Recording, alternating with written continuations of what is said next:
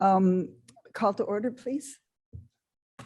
Wojnicki, Present. Allen, Allen, present. Good morning. Caius, Caius present. Molina, Molina present. Strathman, Strathman present. Wallace, Pirog, Shepro, Bates. Here, You have a quorum. thank you.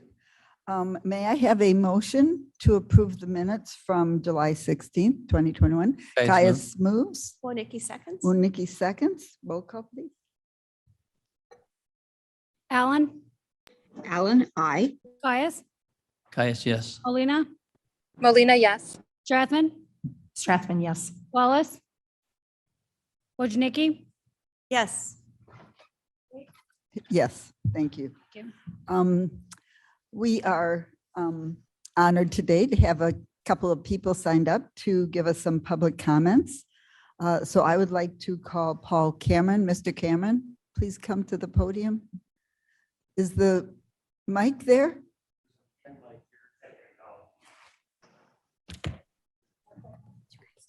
Pardon? Oh, three? Using the hand mic. Oh, okay, thank you. Yeah, we haven't seen those. Okay. Hearing me now? Okay, 5 minutes, please. And this stop sign is the signal. thank you. Thank you. My name is Paul Cameron. I live at 3810 Ridge Point Drive in Geneva, which is in the Prairie Ridge subdivision, which is one of the neighborhoods that will be affected by this proposed solar project. Our neighborhood, as well as Fisher Farms, clearly have a line of sight to this project. And there's a number of other homes certainly that would have some impact by this project as well. What I'd like to speak to today are the aesthetics of this project. While I understand the financial impact and the benefits of the solar project for the county buildings on that property, I don't think I see that there's much attention been given so far to the aesthetics in terms of what kind of sight lines are going to be visible from our neighborhood, as well as just anyone driving up and down that road. The presentations that we've heard at the town hall and then the subsequent administration meeting that preceded this have only talked about an old plan that was in place when the landscaping plan was developed for the courthouse and the jail, and that there was a berm in place, or at least in design, during that portion of the planning. I think subsequently there was some additional landfill added to that berm as unuseful material was excavated from the site for the buildings, as well as the retention pond that's on more of the north end of that property. But from what I understand and what's been presented to us, the intent of this project is to not really do much to try to camouflage this, all the panels that are going to be put in. In fact, it even goes so far as to be heightened by the fact that you're trying to, or it's been discussed to only take the existing north berm down 15 or 20 feet and then build on top of it. So there's already going to be a footprint of solar panels, and yet they're going to be, in addition, elevated at a much higher level if you intend to build on top of this berm.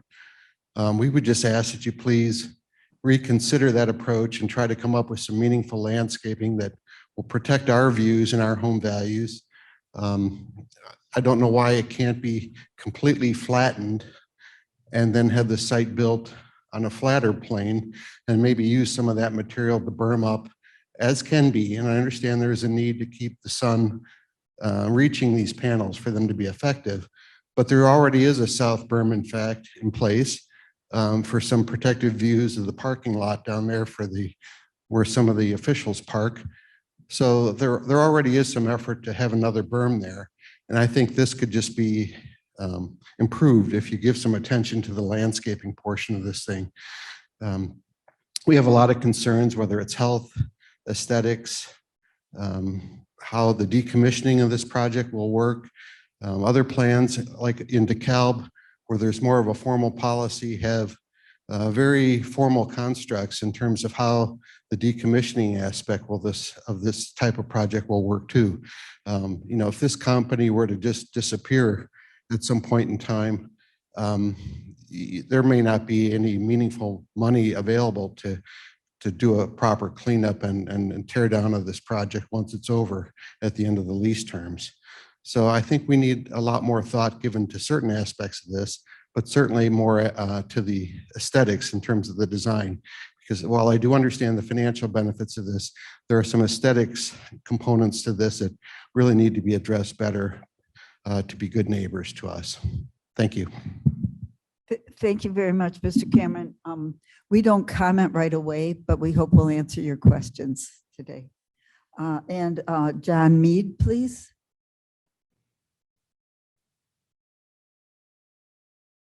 Good morning. And thank you for the opportunity to speak this morning and comment. I'm here for the same agenda item related to the power purchase agreement. And I don't mean to be redundant, but I would echo everything that Mr. Cameron has said, and I just have a couple other comments to add. My name is John Mead. I reside in the same subdivision. I'm in 3308 Ridge Point Drive in Geneva. I've been engaged with several of our board members, our HOA board members, and they've been engaged with the townhome board members. And the boards are supportive of us working with the county and county staff on resolving some of these issues that are concerns to us. I think our intent is to affect in some way positively the design of the project so that the county campus can continue to be good neighbors to us. And effectively to do that is to properly screen our view of that, particularly the folks that live along Brisher.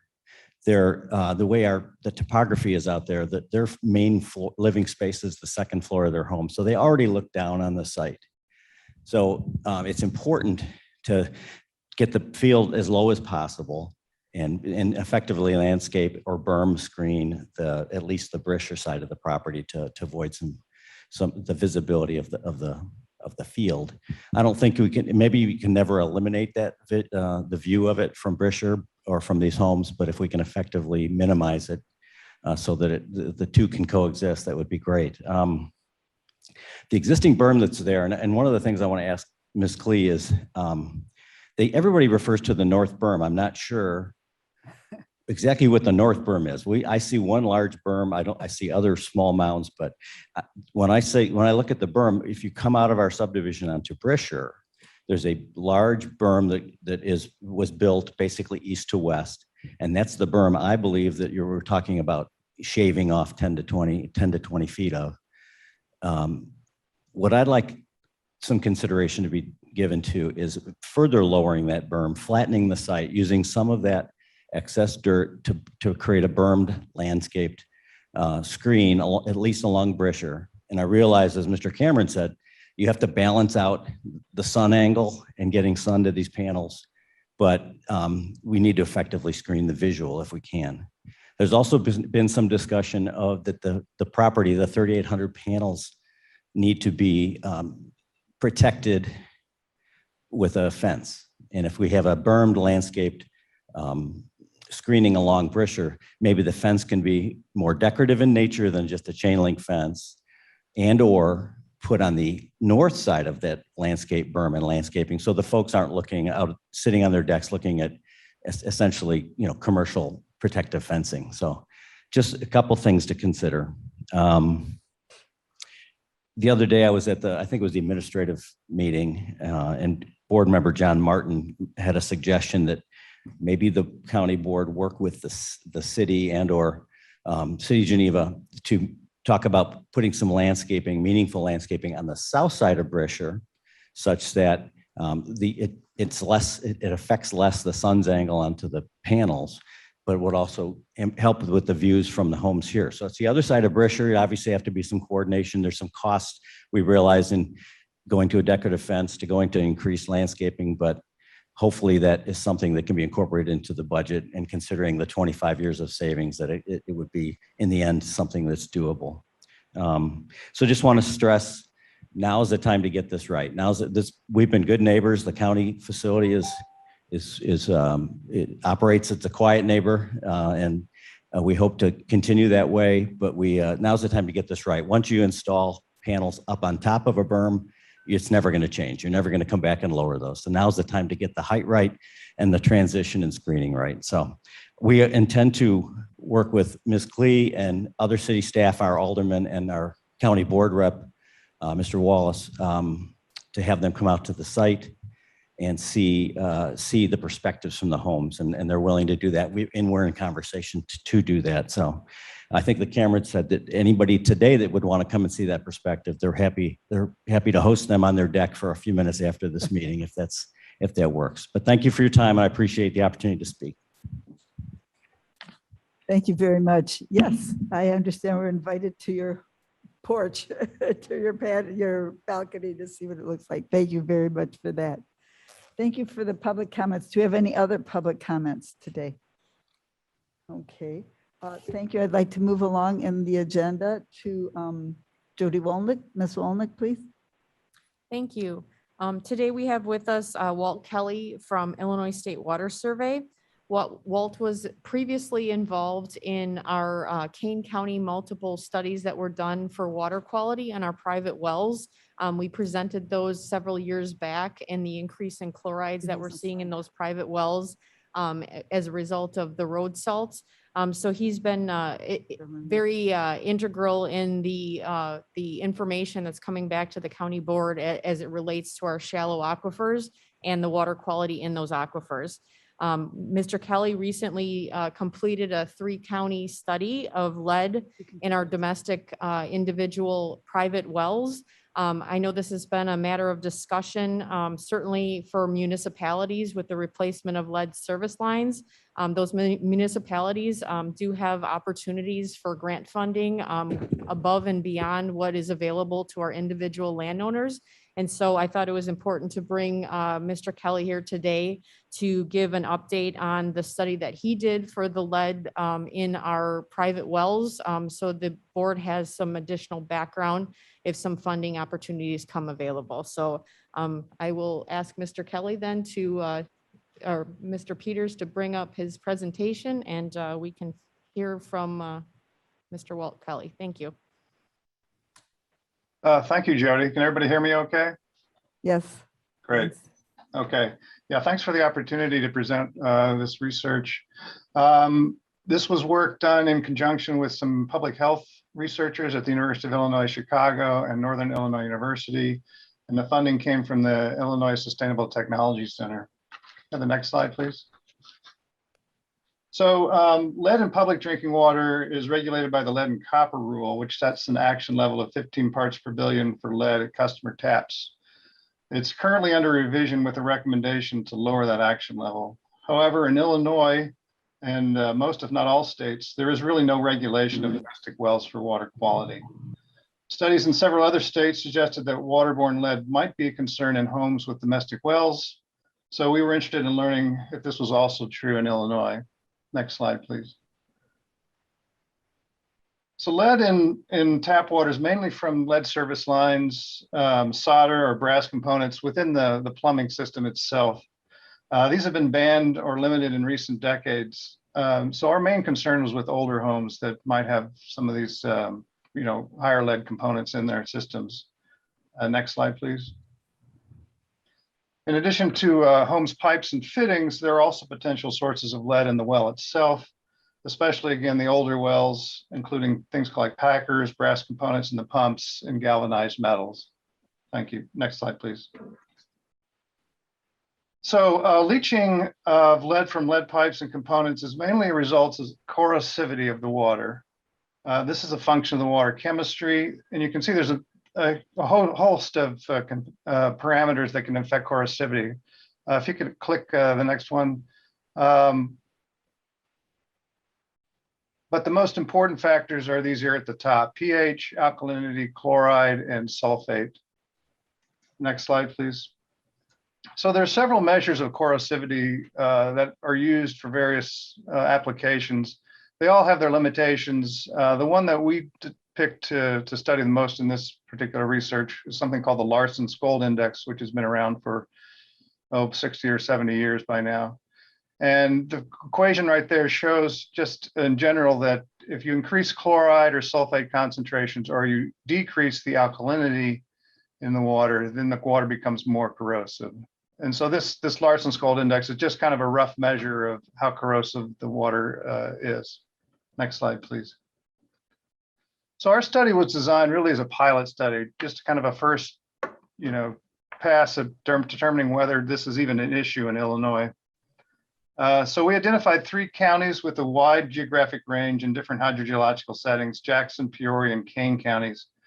Jackson County in the southern part of the state is very rural, was not glaciated during the Pleistocene, and its main aquifer is a karst aquifer. Except for around the city of Peoria, Peoria County is also rural, with most domestic wells tapping glacial sand and gravel aquifers.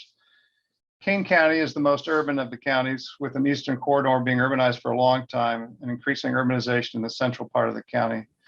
This includes a lot of road traffic, and the shallow aquifers have seen increases in chloride concentrations in recent decades that Jody was just referring to. Domestic wells in Kane County are finished in both glacial and shallow bedrock aquifers. So we worked very closely with the local health departments to get this research done, and they were in charge of recruiting the participants. And we were focusing on maximizing the number of older homes if possible. And in the end, we had 151 participants. Next phase or slide, please. So there were 2 phases as part of this study. In the first phase, homeowners were trained to collect samples from their kitchen tap after a period of stagnation. That's the protocol for sampling for lead in water, is to let the water sit in your pipes for at least 6 hours, and then collect the water immediately as it comes out, what is also called the first draw. In addition, we wanted them to collect a 7th liter sample, which was assumed to represent a relatively flushed sample. We analyzed for total lead in all samples, and that includes both dissolved and particulate matter. And then we also filtered and measured dissolved lead in a subset, mainly the homes that had the highest lead levels. We also analyzed for the major corrosivity components, alkalinity, chloride, and sulfite in the 7th liter sample. We also asked the homeowners to fill out a questionnaire about their home, well, and water use. Then in the second phase, we went back to 30 of the homes with the highest lead levels. We asked the homeowners to resample from their kitchen tap while we collected a sample from their well. And copper was analyzed as well as lead as part of this phase. And we did a complete inorganic chemistry for the well water sample. Next slide, please. So some of the questionnaire results are of interest. Most of the people were aware of the lead issue in Flint, as I'm assuming you guys are as well. But a much smaller percentage were aware that water is a possible source of lead. So you can see 93% were aware of Flint, Michigan, but only 64% thought that water could be a source of lead. So there's a little bit of a disconnect here between what people heard and what they really know. Next slide. Information about their well and their plumbing system. Most of the wells were drilled, although you can see the second highest percentage was don't know. And that's pretty typical. A lot of people don't really know much about their private wells. You can see also that most of the wells were old. As we were trying to focus on these older wells. And a fairly small percentage were aware of some lead in their well and plumbing system. It's also of note that most people don't spend much money to upkeep their well. Next slide, please. So this table summarizes the total lead results from the first phase. There was some variability by county, but the trends were generally similar. So if you look at the bottom first, that shows the complete results for all 3 counties.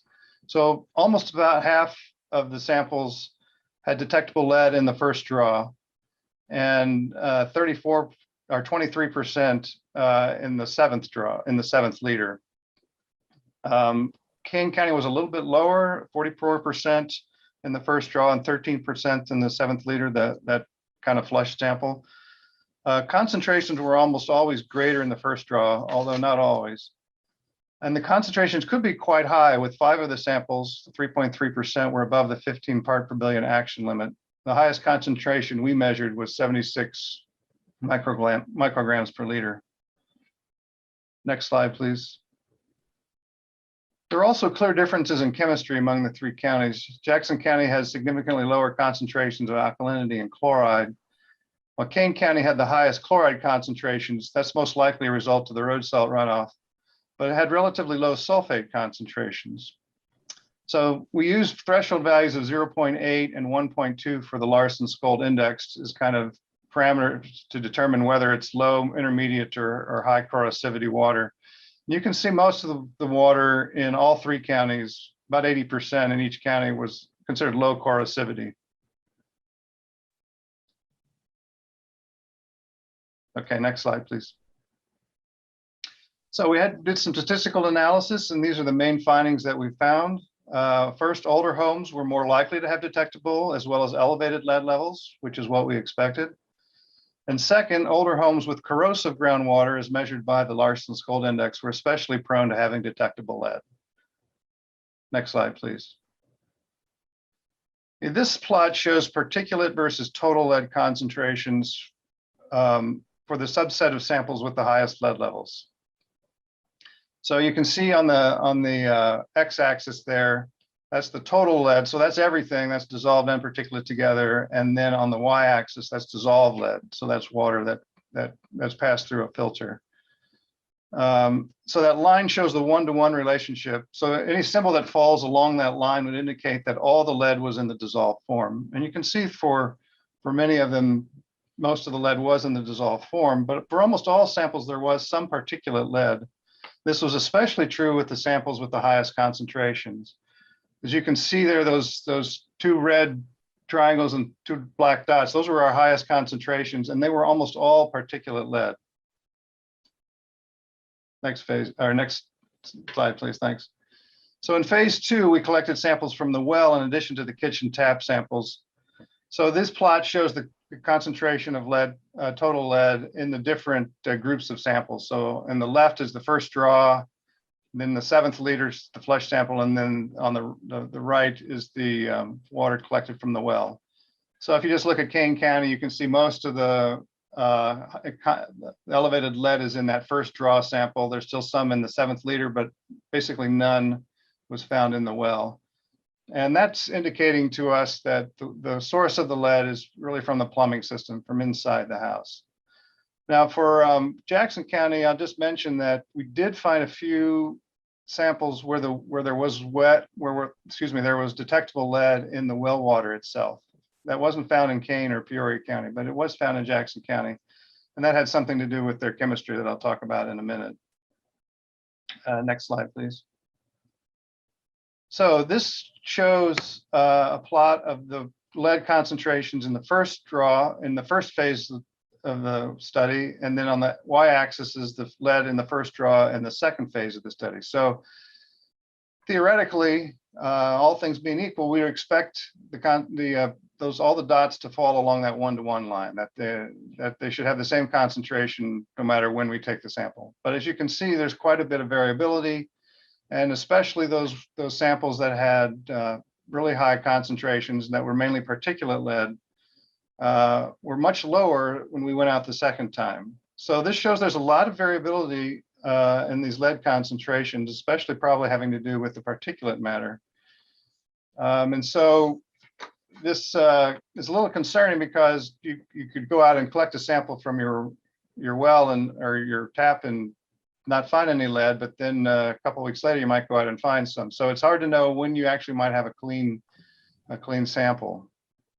So this kind of highlights the difficulty of replicating results, and it's especially seems to be true in dealing with particulate lead. Next slide, please. So one parameter that was of interest to us, it's not really of a concern up in Kane County, but down in Jackson County, they had some very low pH water. So most groundwater in the state of Illinois is about 6.5 to 7.5 is the pH. So it's pretty neutral. You can see the black circles for Kane, the lows on the low end 6.4 and the high end 7.2. But in Jackson County, we found some very low pHs below 6. And this acidic water is very corrosive. And this is very young water. It's moving very rapidly through these karst aquifers. There's high in oxygen, they're high in nitrate and low in alkalinity, indicating they're really young and they're very corrosive. So it indicated to us that karst areas might be especially susceptible to lead contamination because of the corrosivity of the water. Not really a concern in Kane County, however. Next slide, please. So in conclusion, we have found that domestic homes with domestic wells can be vulnerable to lead contamination in a variety of settings. This is especially true in older homes with older wells. The hydrogeological and geochemical settings can be important variables affecting the lead and the water corrosivity. And it's our understanding, based on years of experience and also the results of the survey, that domestic well owners really need assistance in protecting their water quality. They're kind of left on their own. There's very few rules and regulations. There's almost no oversight. So it's our belief that they really need help in dealing with problems like this. Next slide, please. So we do have a follow-on study. We recently, or before the pandemic hit, we got funding from Housing and Urban Development to expand this study. We're adding 2 new counties, Champaign and Whiteside. And we're also expanding our sampling to look more closely at the variability in the lead concentrations, sampling over several day periods.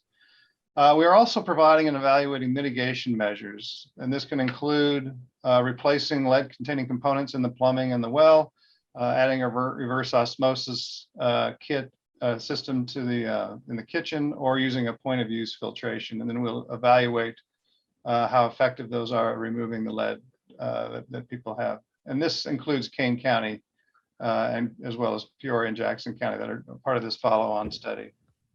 Next slide, please.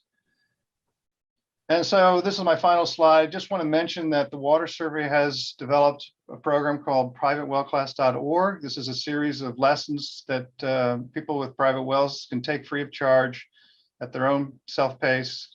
It's 10 lessons.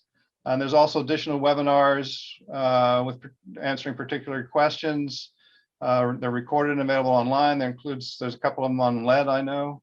There's also a website that serves as a resource. And so any of you have a private well, I would encourage you to take this class, or if you know of anybody who has a well, it's very useful. As I said, earlier, the homeowner with a private well is completely responsible for making sure that well works, and oftentimes they don't have the tools to actually make that happen. And that concludes my study. Thank you for listening. I'll answer any questions you may have. I have a question, please. This is Maida Spades. You said, I wrote down that the plumbing system inside the house is a common and most common source of lead. By that, did you include the well? And the pump? No. Okay. So yeah, we're finding that it's mainly the pipe or the fittings apparently inside the house itself. And one of the slides I showed that there was almost no lead found in the well water samples that we collected. If I could just ask a follow-up question. Well, so a lot of times we're talking about lead service lines. So obviously there's a line that goes from the well to the house, and then you have the internal plumbing within the house. Is any of your studies looking at to separate out how much is internal to the house versus that service line that comes from the well to the house? Yeah, so as part of this follow-on study, we're providing plumbing and well assessments. So the plumbing assessment will be done by the Illinois Department of Public Health. So they're basically going to go into the house, look at the plumbing, look at the pressure tank, see if there's any lead fittings that they can identify, or lead-containing fittings. And then a driller in the county is going to be looking at assessing the well itself, determine if there's possible sources of lead in the well. So yeah, kind of through an inspection process, although we're not calling it an inspection because there's no rules or regulations involved. It's really assessment. Mr. Caius? Question? Oh, Ms. Strathman? Yes, the private well class, is that geared to Illinois water? No, it's not necessarily. I mean, a lot of the examples that are given are from Illinois, just because that's where we do our work. But it's a national or even internationally useful. Okay, thank you. Mm-hmm. Mr. Caius? Caius, District 23. Yeah, the very interesting study.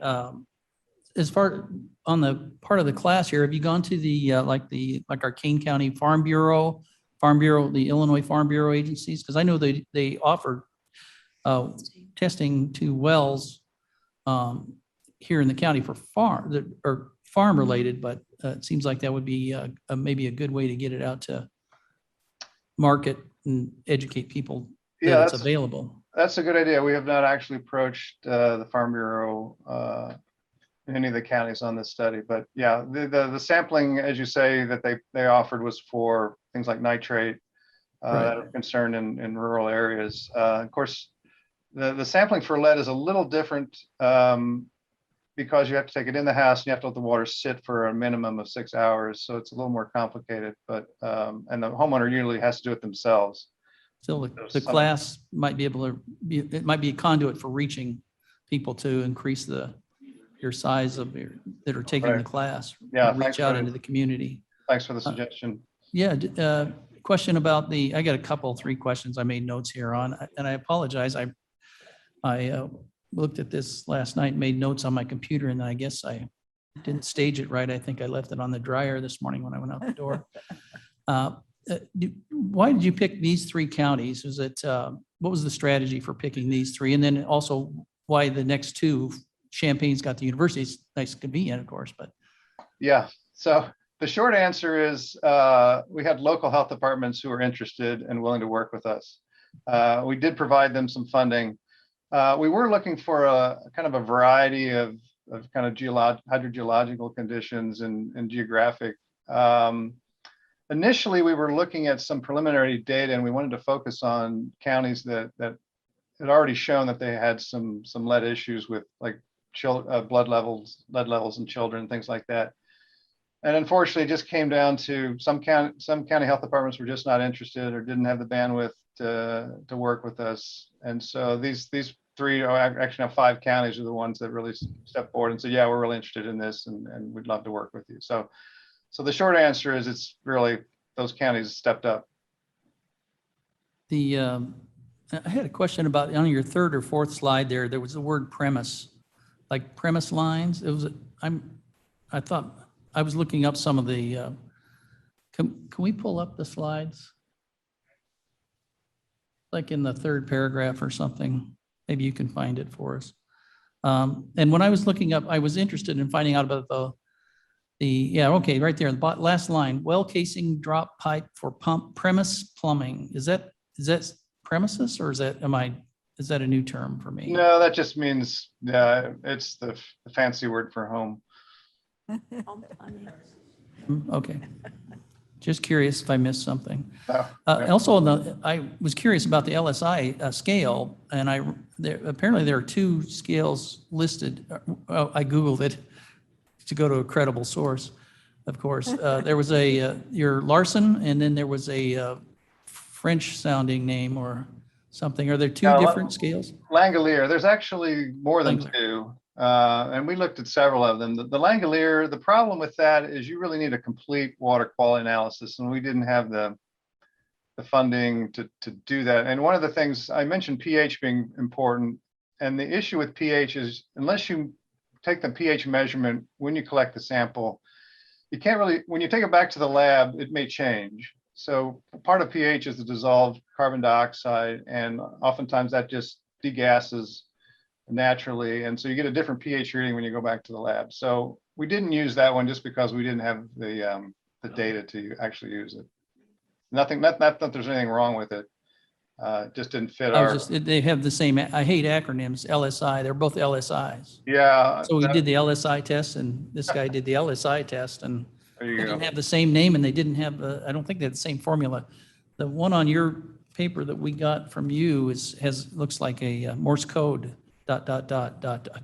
formula. I don't know. Just trying to figure that out, but just out of my curious. What's a sandpoint well? It's basically kind of driven into a very shallow sand deposit. They're quite easily contaminated, actually. They're very shallow. So it's just plugging right into the sandy much. soil. Yeah. Kind of like dug one. In the particular lead, you think maybe some of that is, you had the homeowners doing the sampling? Correct. So you think maybe some of those outliers might be sampling error, or? It's quite possible. It's possible they've switched the the bottles and, the 7th liter was the first draw or whatever. But, that's something we didn't have control over. We had the health department staff actually go out to the home and show the homeowner how to collect the sample. There was a video that we put online for them to look at to make sure that they did it correctly. But the particulate matter, that's coming off of the flakes and little pieces that are on the pipes and fittings. And you turn on the water and sometimes they come out and sometimes they don't. It's Hit and miss then. it's really hit and miss. And we talked to people at USCPA about this who have been thinking about this for a long time, and they recognize it as a very serious issue because it's very difficult then to actually understand whether or not you have a lead problem. Yeah, one pipe, you might cook up a pot of rice and have lead in it, and then the next one not, right? With the Yeah, so water. I mean, one of the easiest protocols for lowering your lead levels to let your water run and let it run for a few minutes before you use it for drinking or cooking. And that seems to work, at 95% 99% of the time, maybe. It's not really solving the problem, but it's flushing it down the drain, basically. Yeah, except for the ones where it was the opposite. That's why I wonder if it was sampling. Right. Or Yeah, More yet. we wondered that too, but Yeah. there was just no way we could figure that out. statistically, you're still better off to let it run. Yeah. And in the particulates, does reverse osmosis take out the dissolved lead or just particulates? Well, it's actually designed to take out the dissolved lead, but I think there's usually a pre-filter that will remove particulate matter. Interesting, a lot of data there. Thank you. I think that was all I had. Thank you, Mr. Caius. I have one. Oh, go ahead. No, Go ahead. Ms. Moen. Yeah, thank you. Woniki here, and thank you for your informative presentation.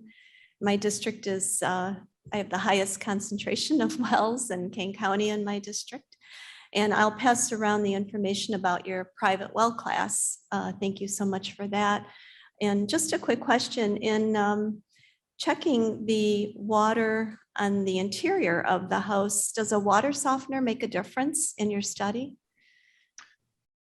So we didn't actually, so we did collect that information, whether or not there was a softener. And I think up in Kane County, almost all people have a softener. A softener. But so the issue though really is the lead could be downstream from that softener. So it may remove lead upstream of there, but then if the water is sitting in the pipes downstream of there, it could still pick up some lead. Okay, yeah, thank you. Any more questions?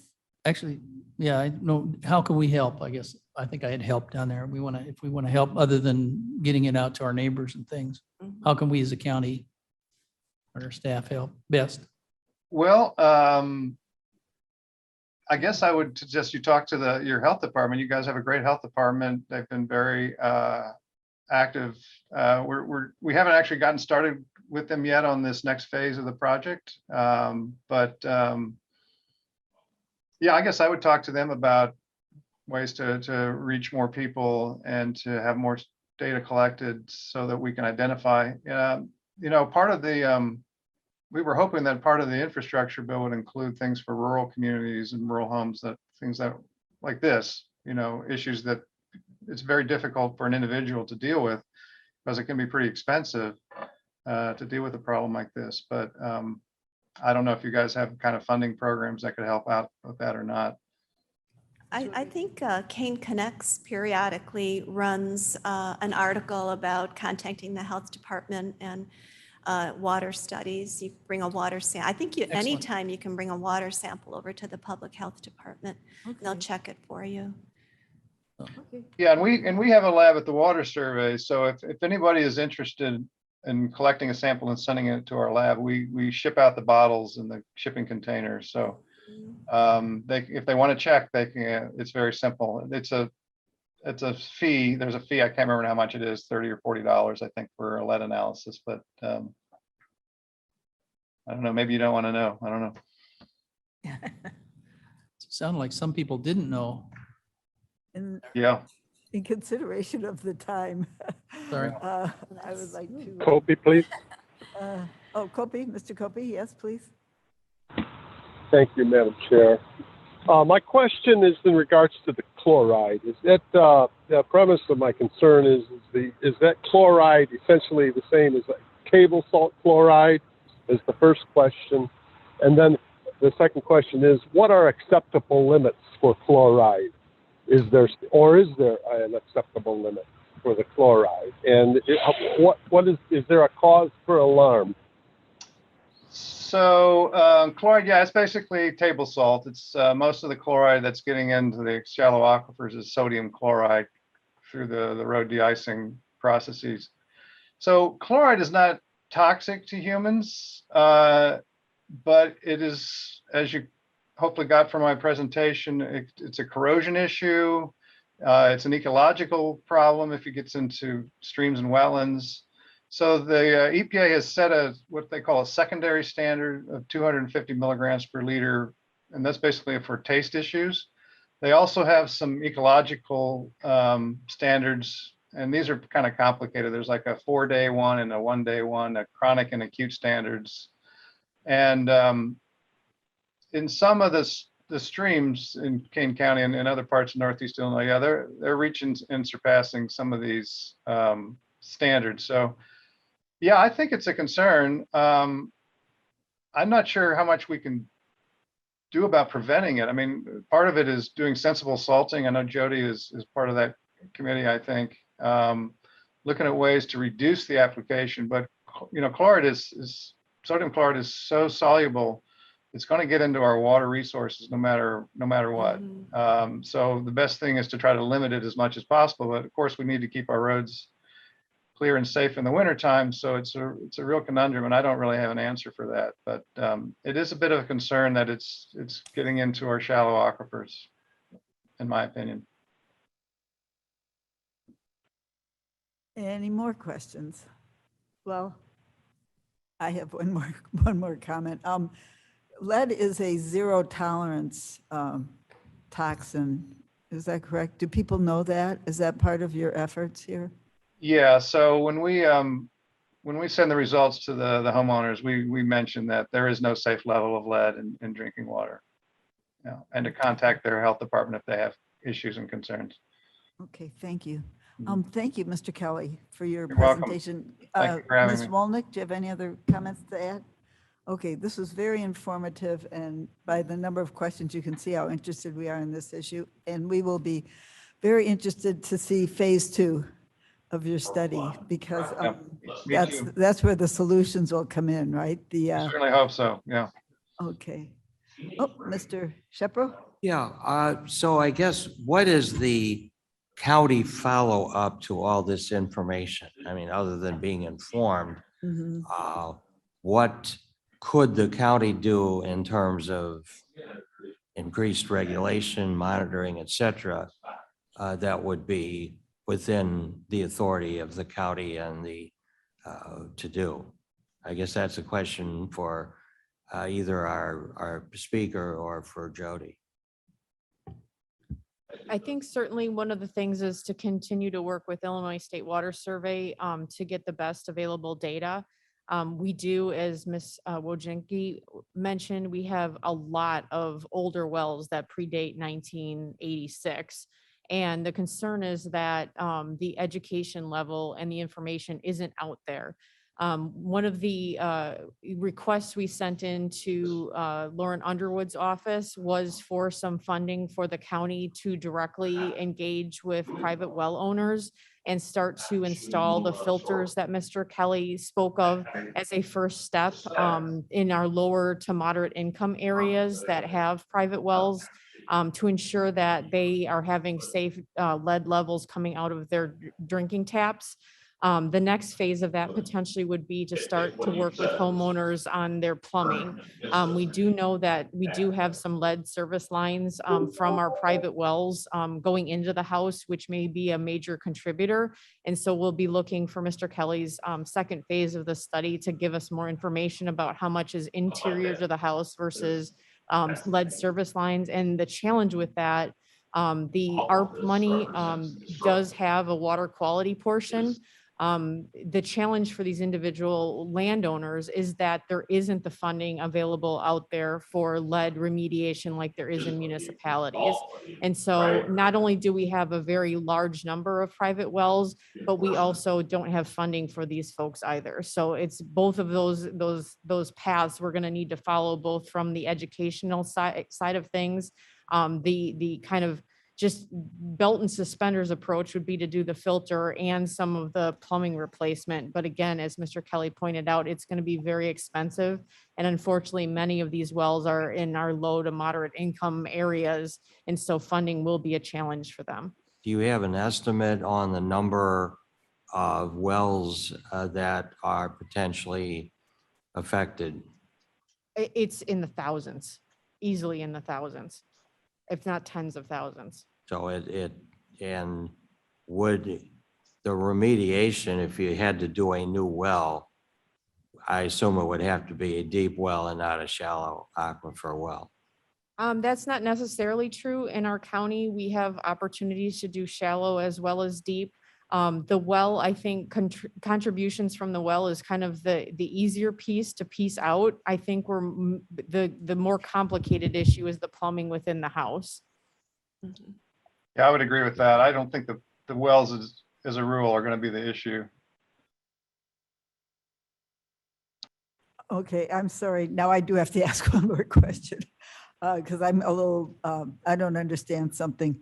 The lead service lines, that is not an issue with a home with a well. Is that true? Okay, Jody. That Go ahead. is actually true, that we do have lead service lines on some of our private wells. Private wells. So we have Okay. that issue as well as fittings on those service lines that are potentially an issue in addition to what might be interior to the house and their fittings. Okay, I thought a lead service line was from the water main to the home. At the Also- time that it was, we Yeah. have wells from the 1920s and that's what they were using to run from the well to the home. Yeah, my house is 1898. I drink distilled water. So, thank you. Thank you, Mr. Kelly. This is so interesting. I think we'll need to get you back for phase 2 if possible. Glad to do it. Thank you, everybody. Okay, thank you. Bye-bye. Bye-bye. Miss Ivy, Miss Klee has informed me that we have one more public speaker, and she will include that in her phase, in her part of the program. Now, Miss Jarland. Thank you, Madam Chair. I just have an update for recycling. The big news is that we have a 4th electronics recycling drop-off location in Elburn at the old waste management transfer station, which is now owned by GFL. They, in partnership with Lakeshore Recycling Services, who are rebranding as LRS, are now, LRS is running, excuse me, is running this electronics waste center, is what they're calling it. So it's not another Kane County recycling center like we have in West Dundee, Batavia, and Aurora, but it is a 4th option and a west option for our other rural residents to use for electronics. I worked closely with Katie Neary from Lakeshore from LRS to get their pricing aligned with ours so that at least people are paying the same price for the TVs and monitors there, and was fairly successful. So the first 2 prices are the same. If it's under 21 inches measured diagonally, it's $25. If it's 21 inches and above, our cost is $35. And so they have a 3rd bracket though. If it's over 65 inches, they're going to charge $100 for it. Those are for those big screens or the big old rear projection TVs. And fair enough, and people will see that when they go online, they'll see that in the information and they may decide to just go ahead and drive to Batavia and pay $35 for it instead, which is their option. It is a little different in that people do have to register before they go. But again, it's a great resource for people, and it does also benefit us because, and LRS and eWorks, because in that partnership, they will be coming through the county program according to the law, the Consumer Electronics Recycling Act, which requires Kane County to have either 4 permanent sites or 4 events for each of those sites that we don't have. That's And we good. now have 4. And so Yay. we don't have to have any events. If we don't want to, we can, but we don't have to. Ah. So that's a money saver, which is great since we have been nicked a little bit with the riverboat. We will have reduced number of events next year, probably just the extravaganza or some shredding events perhaps. Haven't planned that yet. But anyway, good news all around. Mhm. Real quick, because of time, I just wanted to remind you all that we have 3 events left for this year, and they're all very different. The next 2, I should say, are at 540 South Randall in St. Charles, the normal place. September 11th, we'll be collecting electronics, clothing, books, and latex paint, aerosol products, and small propane canisters. And then on October 23rd is the final document shredding event for the year. Mhm. And we will have 4 trucks there that day, so shouldn't have too much of a overflow, but it's always a busy day. And then the November 6th event is over at Pushing the Envelope Farm in Geneva, and it is our squash and pumpkin, hay bale, corn stalk recycling event that day from 9 a.m. to noon. And then finally, I just wanted to mention that the Mill Creek hauler contract bids are due today at 3 o'clock. So I'll be up there for the opening at purchasing, and we'll start my assessment of the bids that we receive. As far as the timeline, that recommendation to contract will be coming to you all, to this committee on the 17th of September. And then we'll ultimately hit the county board on the 12th of October. The contract ends on the 29th of October. And so the first day of the new contract is the 30th. I've been informed by one of the haulers that that's a very short period of time if the hauler changes, for them to be able to order all the bins and contact all the residents and say, do you want a different size bin, and all of that sort of thing, and to get some sort of educational outreach to the community members between, the 12th of October and the 29th. So what I have discovered from Maria Calamy in purchasing, and she's not here, but she said that we can do, after this committee hears the recommendation and approves it, if you approve it, that we can issue a notice of offer to award to the potential awardee and say, look, it's moving through the board process now, the approval process, and I can start working with them on the wording of the outreach and that sort of thing. So I just wanted to let you know that that's the plan, and see if anyone had any questions or concerns about that. Any questions? Okay. Okay. It keep has us been done posted. before, she said, that this sort of thing, if the timeline is short. So Okay. that's the plan. I think there's a recycling day on October 2nd in Aurora, but that's not you. That's not us. No, that must be City of Okay. Aurora. I don't Okay. know anything about it. Okay, so latex paint, woohoo. Oh, yeah? That's gonna get the rest of my basement cleaned out. Great. Okay. Okay, thank you, Jennifer. Any Thank other you. questions for anybody, for Jennifer? Okay, thank you.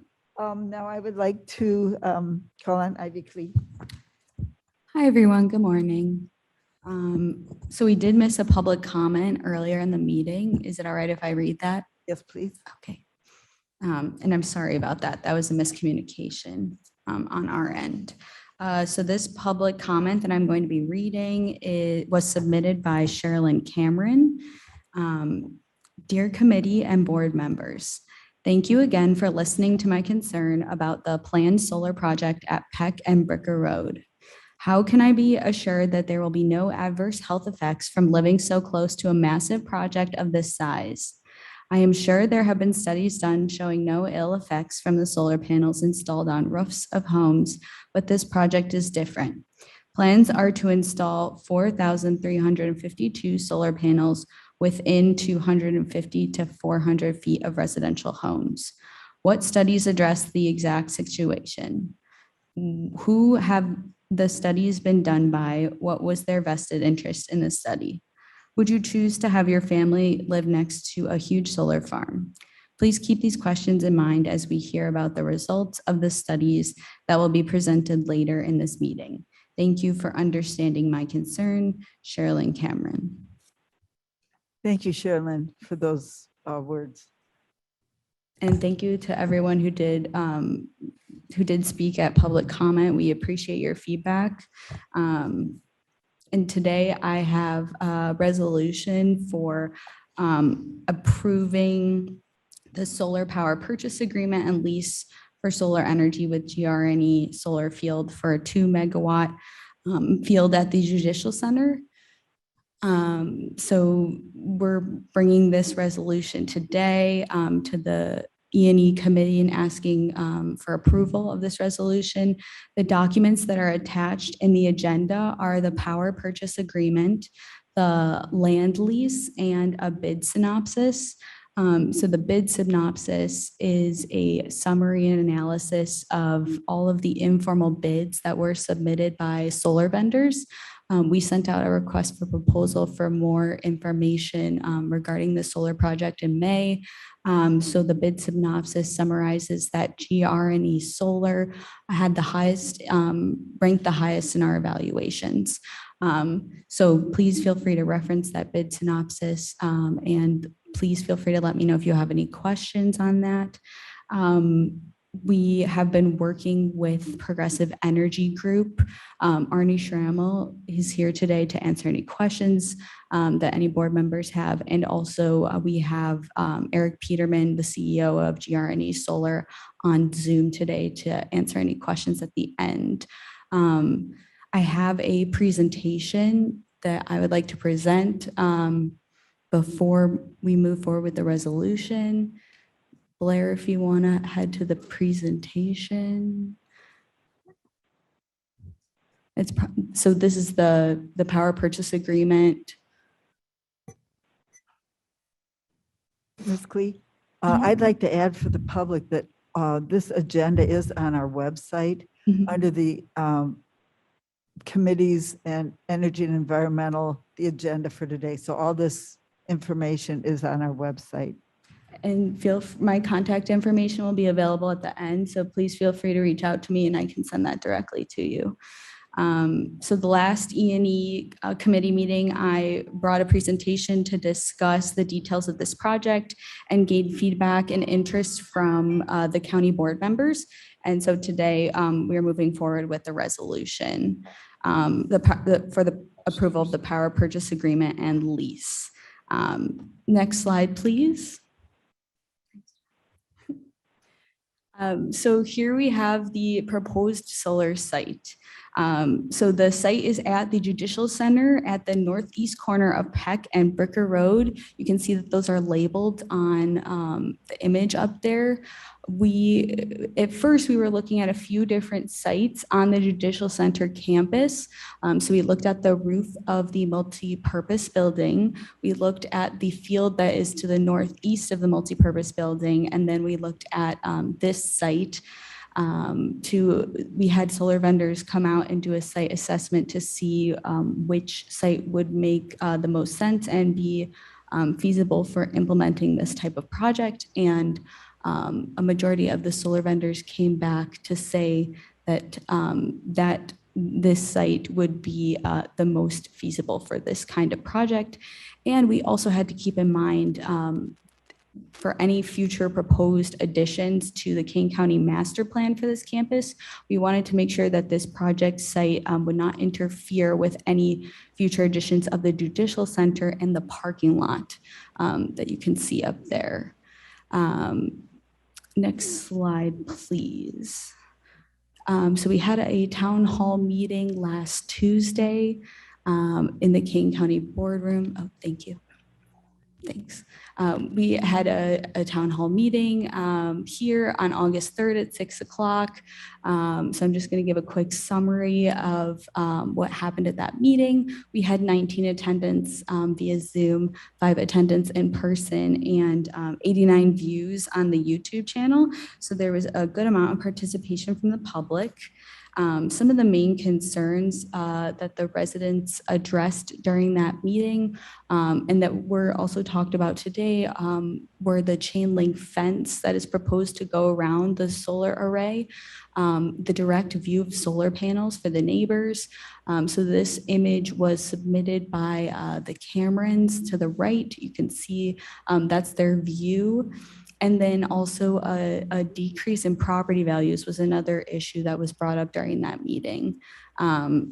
So on the note of a decrease in property values, we did receive some information from GR&E. They provided 2 studies that were both done in Illinois counties on property value studies of properties that were close to or adjacent to solar fields. Both of the studies found that there was no negative impact to the adjacent property that could have been attributed to the solar farm within close proximity. And the studies found that the property values could increase up to 7%, but on average increased by 2%. Please feel free to reach out to me if you're interested in seeing those studies. I'm happy to provide you with those documents. As far as some of the concerns that were addressed today during public comment, and also a concern that was addressed during public comment at the administrative committee meeting earlier this week on if there are any health or safety concerns with a solar field of this size that is proposed, in particular electromagnetic radiation. So I have been working very hard to get some answers for the public over the past couple of days. I have received some information and documents back. So I reached out to an environmental scientist at the US EPA, and they sent me a paper titled The Health and Safety Impact of Solar Photovoltaics, which was written by NC State University's Clean Technology Center. And I do have these documents that I can pass out after the meeting to anyone who's interested. The paper was written in May of 2017, and a quote that I wanted to include is in 1997, the National Academics of Science were directed by Congress to examine this concern, the concern being electromagnetic radiation, and concluded based on a comprehensive evaluation of published studies relating to the effects of power frequency electric and magnetic fields on cells, tissues, and organisms, including humans. The conclusion of the committee is that the current body of evidence does not show that exposure to these fields presents a human health hazard. Specifically, no conclusive and consistent evidence shows that exposures to residential electric and magnetic fields produce cancer, adverse neurobehavioral effects, or reproductive and developmental effects. So this was the document that was shared with me by a scientist at the US EPA. I also have an email citation from a representative at Argonne National Labs, and I have that printed out. I'm going to share that really quickly. So this is from Dr. Seth B. Darling, who is the director at the Center for Molecular Engineering, the director for Advanced Materials for Energy Water Systems Center at Argonne National Laboratory. So the question that this is all via email. So I reached out asking if there would be any radiation concerns for neighbors living across the street from a 2 megawatt solar array. So that was the question that I posed, and the email response that was sent back to me. Solar panels emit no harmful radiation. They absorb light, which becomes a combination of electricity and heat. The electricity is the good stuff. The heat represents lost energy, but is not harmful to anyone. A solar array doesn't emit any more electromagnetic radiation than that of electrical wires in our homes. Moreover, the electricity generated by solar panels is direct current, which does not generate fields like AC carrying wires do. So that's from Argonne National Labs.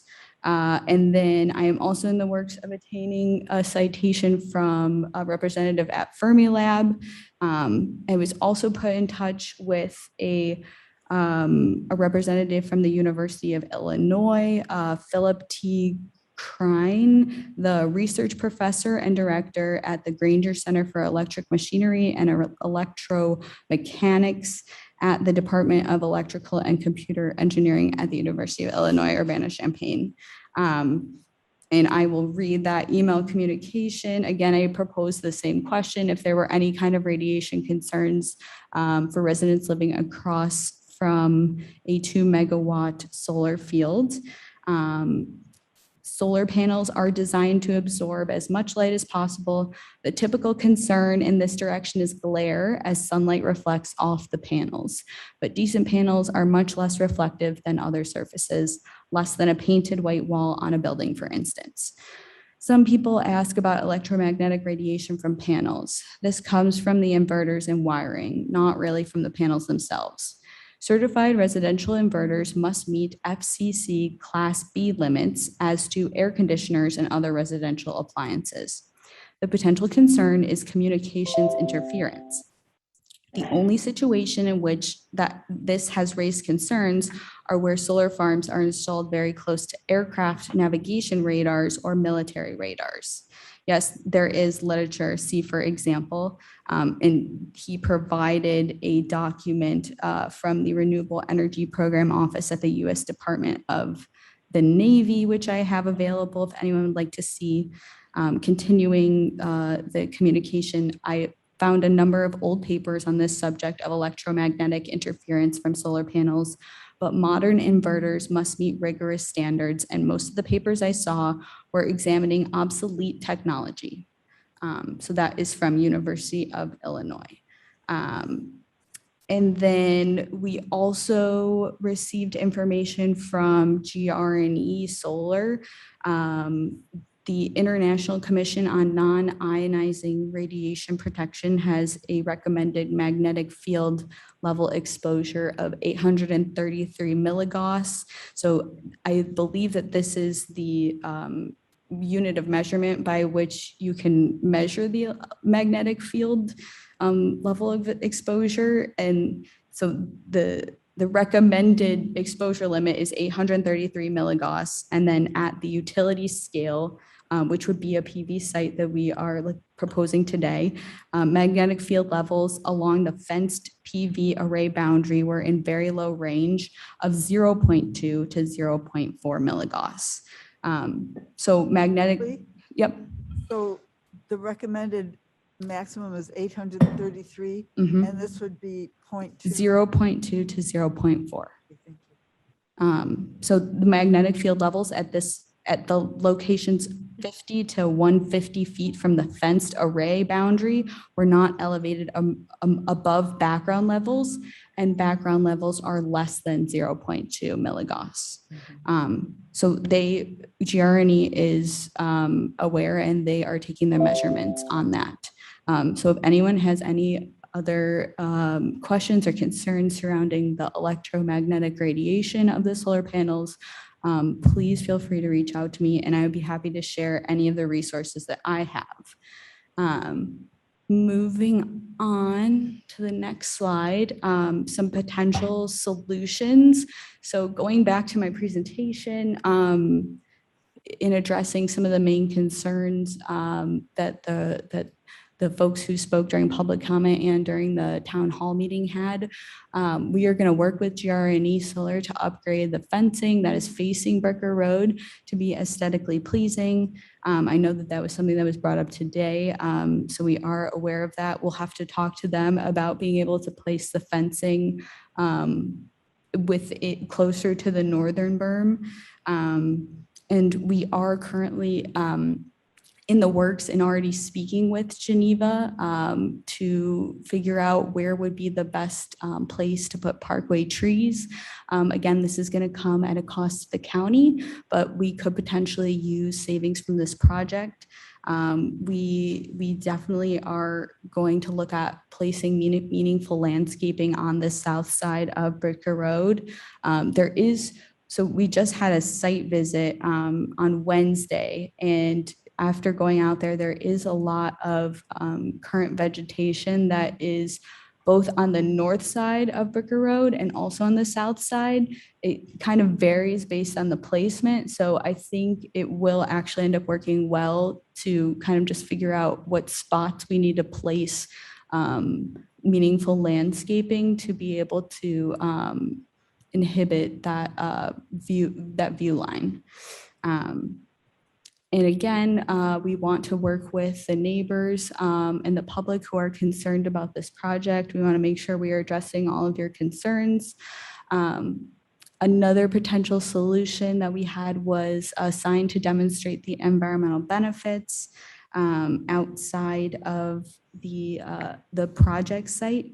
I have a few notes on some of the questions that were brought up at the administrative committee meeting that I'm just going to cover quickly. And some of them were also addressed today. So there were some concerns regarding the open plans of the current power purchase agreement regarding where solar panels are going to be placed. So we're working with GRNE to get cross-section options and the elevation point examples for the executive meeting that will be on September 8th. Again, we just had a site visit on Wednesday that went well. We met the project manager and got some clarification on what the site looks like, as well as where might be good spots to move the original plan of where that proposed, the original image of where the proposed site of the solar panels will be, and figure out where we can move solar panels so that they aren't directly in that view line of the residents across the street. However, engineering drawings will not be able to be turned out quick enough for the executive meeting. So those are going to be things that we will continue to discuss with GRNE in the coming months. But again, we are considering all of our options in figuring out how we can move solar panels around so that they are not in the direct sight line. We were thinking about moving some of the solar panels to the north, closer to that detention basin. However, I was made aware that there has been some discussion at the sheriff's office regarding potential expansion of infrastructure at that site. So we'll need to be in discussion with Sheriff Ron Hain about any potential additions to the judicial center before we make any decisions about where to place the solar panels. And we're also working with Chris Allen to see if we can get some of the teasel mowed down so we can have a better sight line of the site. When you're on premises, it's pretty much looks like a field of teasel. So we're working on that. And then there was some talk today and also during the admin meeting of raising the southern berm as to block the view of the northern berm. And I do apologize, we don't have a great image to present today of what exactly the southern berm and the northern berm look like. But in the best way that I can describe that, if you're looking at the field from a neighbor's perspective, there is firstly the southern berm is kind of like this little hill, and then I would say maybe like 100 feet or so from there, there is a larger berm that is at a higher elevation. So the larger berm is currently at 790 feet.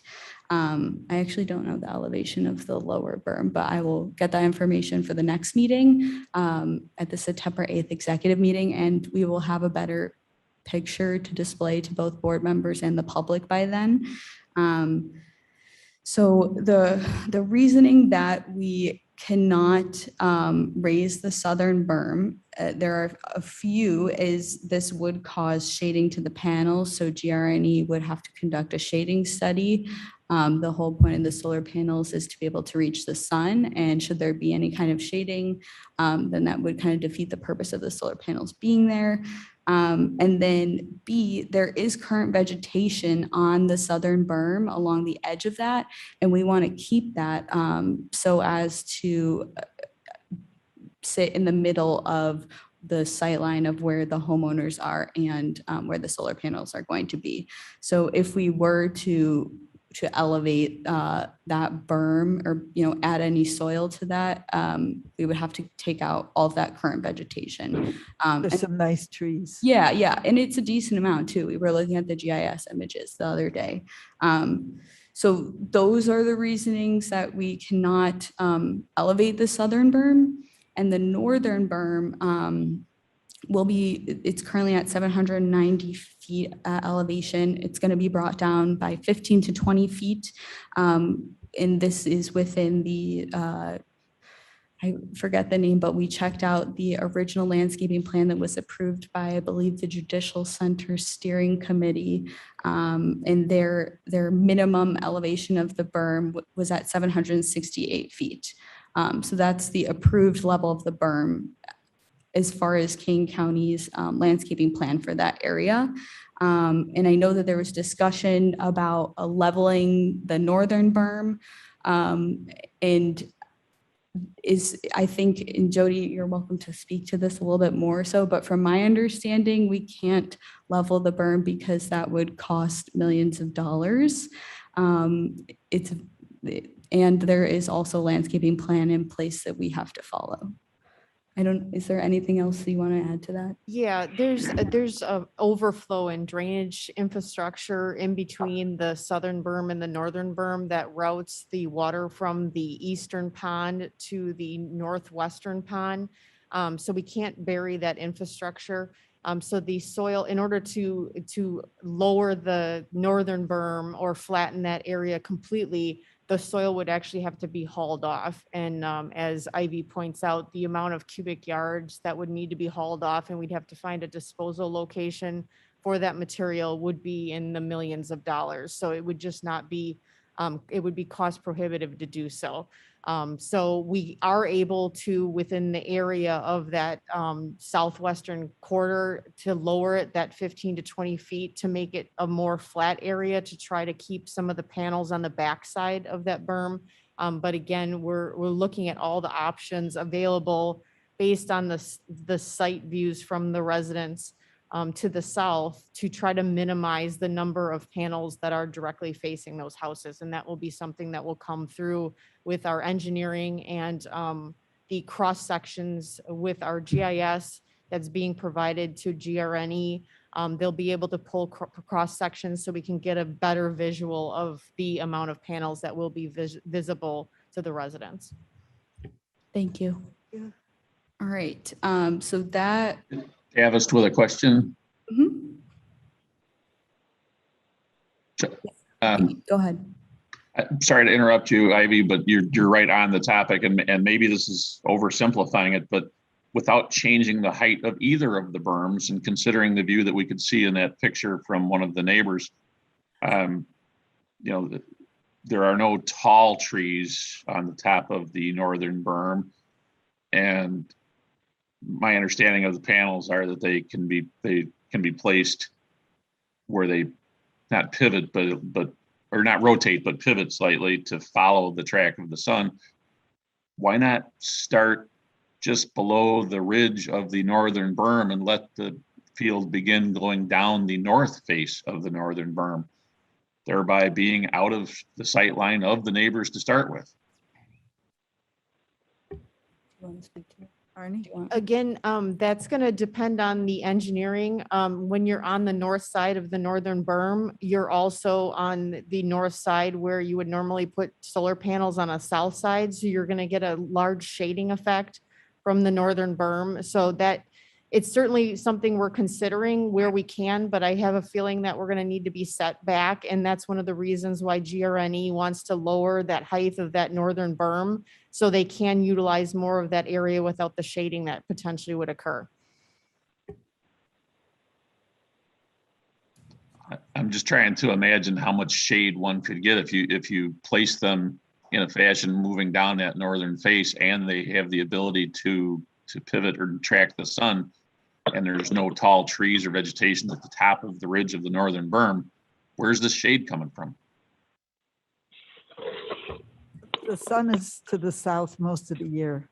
So the sun, so you always want to put your solar panels on the south side of a slope or a roof. The panels, the panels tilt. You angle them to the south. It's- Pardon All me? right, well, those are my questions. Thank you. Mr. Shepro?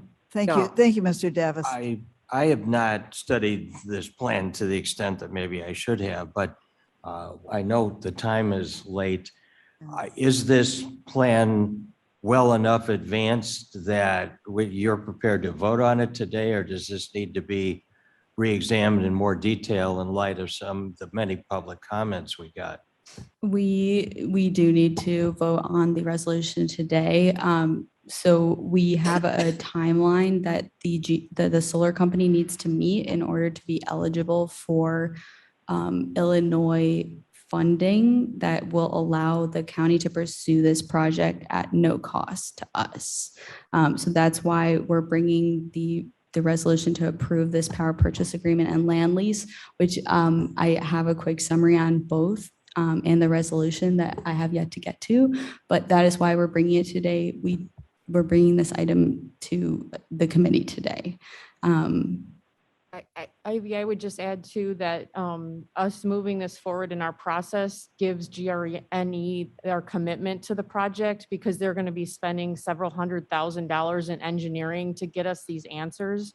And so in order to start the engineering, they want our side of the commitment for the project. They will not spend the engineering dollars if we are not committed to the project.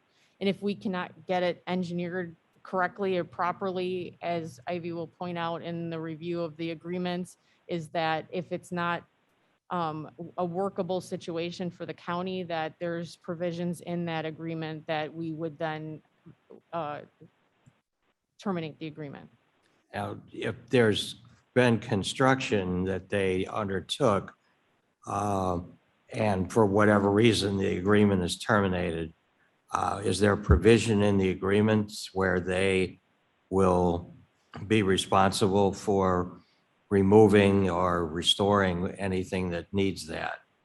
And if there is, what guarantees does the county have that they will be able to meet that at a future date?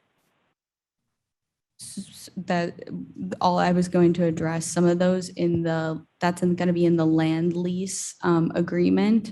So there is, let me get to my notes. So Should we let Ms. Cleve finish her presentation? And then I'll we'll run through the come power back to that purchase question? agreement quickly, and then we'll get to the Okay. early termination section. Thank you. So the power purchase agreement, quick notes, it's a 25-year agreement. GRNE is required to remove the system at the end of the agreement, and they will perform all the maintenance. So they're required to remove the system, dispose of the panels, recycle. We want to make sure that we're taking in considerations about recycling the panels. King County purchases the energy from GRNE Solar. This is where we're going to save in our transmission fees, and that we're not purchasing the electricity directly from ComEd. The environmental attributes will be owned by GRNE. Again, that's where they're going to get those tax credits that are associated with this project. They'll perform all the construction, they will own the system, and they will be responsible for any system loss. The land lease agreement is also a 25-year lease. GRNE, again, handles the removal of the system at the end of life. Early termination by the lessee, which is Kane County, should the board find that this project is no longer beneficial to the county. When they do get out there and assess the site more in depth, we are able to take early termination. And also, should there be any issues with interconnection or structural site issues, that was a big concern going into this project. So those are both options for early termination. And they will handle maintenance and repair of any kind of issues on the solar field. And then in terms of landscaping, like we talked about before, we're going to work with the city of Geneva to make sure that we do take into consideration meaningful landscaping for the neighbors. And then also as a part of the landscaping plan, we are looking at incorporating pollinator plantings and native plantings and figuring out where the best place would be to put those on the site and where we could be able to maintain those for 25 years. And so before I get to the resolution, the items that are still open as far as the power purchase agreement and land lease, the Illinois Power Agency's SREC grants. So that's going to be the funding that's going to come through when the clean energy bill passes at the governor's office. That's what's going to allow the solar company to be able to receive revenue for this project, but allow the county not to have a cost to itself. The final engineering, we won't have that information until GRNE does a more thorough site survey assessment. And the final pollinator planting and maintenance, fence and tree planting, the ComEd interconnect, and potential adjusting of the field location. So both the county and GRNE will be working very, very hard to make sure that we get answers to all of these issues as soon as possible. And then quickly going over the resolution. So we're asking the committee to approve both the power purchase agreement and lease for solar energy with GRNE Solar Field 05 LLC for a 2 megawatt solar field at the Judicial Center, subject to review by the state's attorney office. So both of the documents that are included in the agenda were, at the time, I had not yet received the comments from the state's attorney office. But since then, I have been in discussion and I have received her comments back. So just a quick note, her notes to include were the notices should have a copy sent to civil division attention, and the signatory is the county board chairman who will be approving this resolution. Additionally, the lease was marked confidential and proprietary. However, there were no proprietary terms according to the state's attorney. So those were removed. And I believe other than that, the state's attorney determined that the terms looked fine. And the resolution is important to the county because it is an opportunity to create renewable energy infrastructure, promote energy efficiency and reliability, which are all principles that are within long-term plans like the Kane County Energy Plan, the Kane County 2040 Plan, the Operational Sustainability Plan, and the Green Building Policy. All of the benefits of this project will go to county facilities and reduce our dependence on grid electricity and lower our energy costs. I apologize, I don't have the numbers up here on this presentation, but at the last presentation, I did go over that we have been, based on the proposal that GRNE Solar submitted, our first year estimated savings with implementing this project would be just at $198,000 in the first year in saving on our utility transmission fees. And then that in the event that that estimated proposal is correct over the 25-year life of the system, that would look like just under $5 million in savings on utilities. And then with that, we could utilize the energy cost savings to reinvest in county-owned facilities to improve efficiency in operations and maintenance.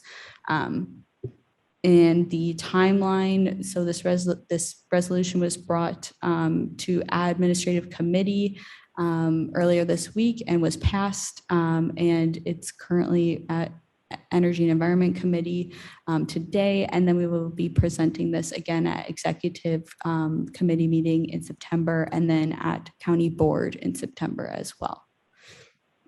So with that, I conclude my presentation. I apologize that it took up a lot of time, but we have Arnie Schrammel here to answer any questions, as well as myself, and the CEO of GRNE Solar, Eric Peterman, is also on the line. Davis, with a quick question, I promise. Mm-hmm. And maybe I missed that, I apologize, but what exactly is the deadline date for qualifying for this program? Arnie, do you know the deadline date? And or Eric? Hello, this is Arnie Schrammel with Progressive Energy Group. The deadline date, if the energy bill doesn't pass, will probably be pushed back. But if we're operating on the assumption that the energy bill is going to pass by the end of August, then we'd like to submit a full plan to Illinois Power Authority for the grant money at the end of September. Thank you. Thank you, Arnie. That didn't exactly clear things up for me. Is there an actual date existing now that could change, and it's all waiting for the governor's signature, or a date is yet to be determined? Yeah, but with the energy bill not passed yet, we don't have an exact date. When we first started this project in the spring, we were operating on the assumption that the new CEJA bill or energy bill would be passed in May.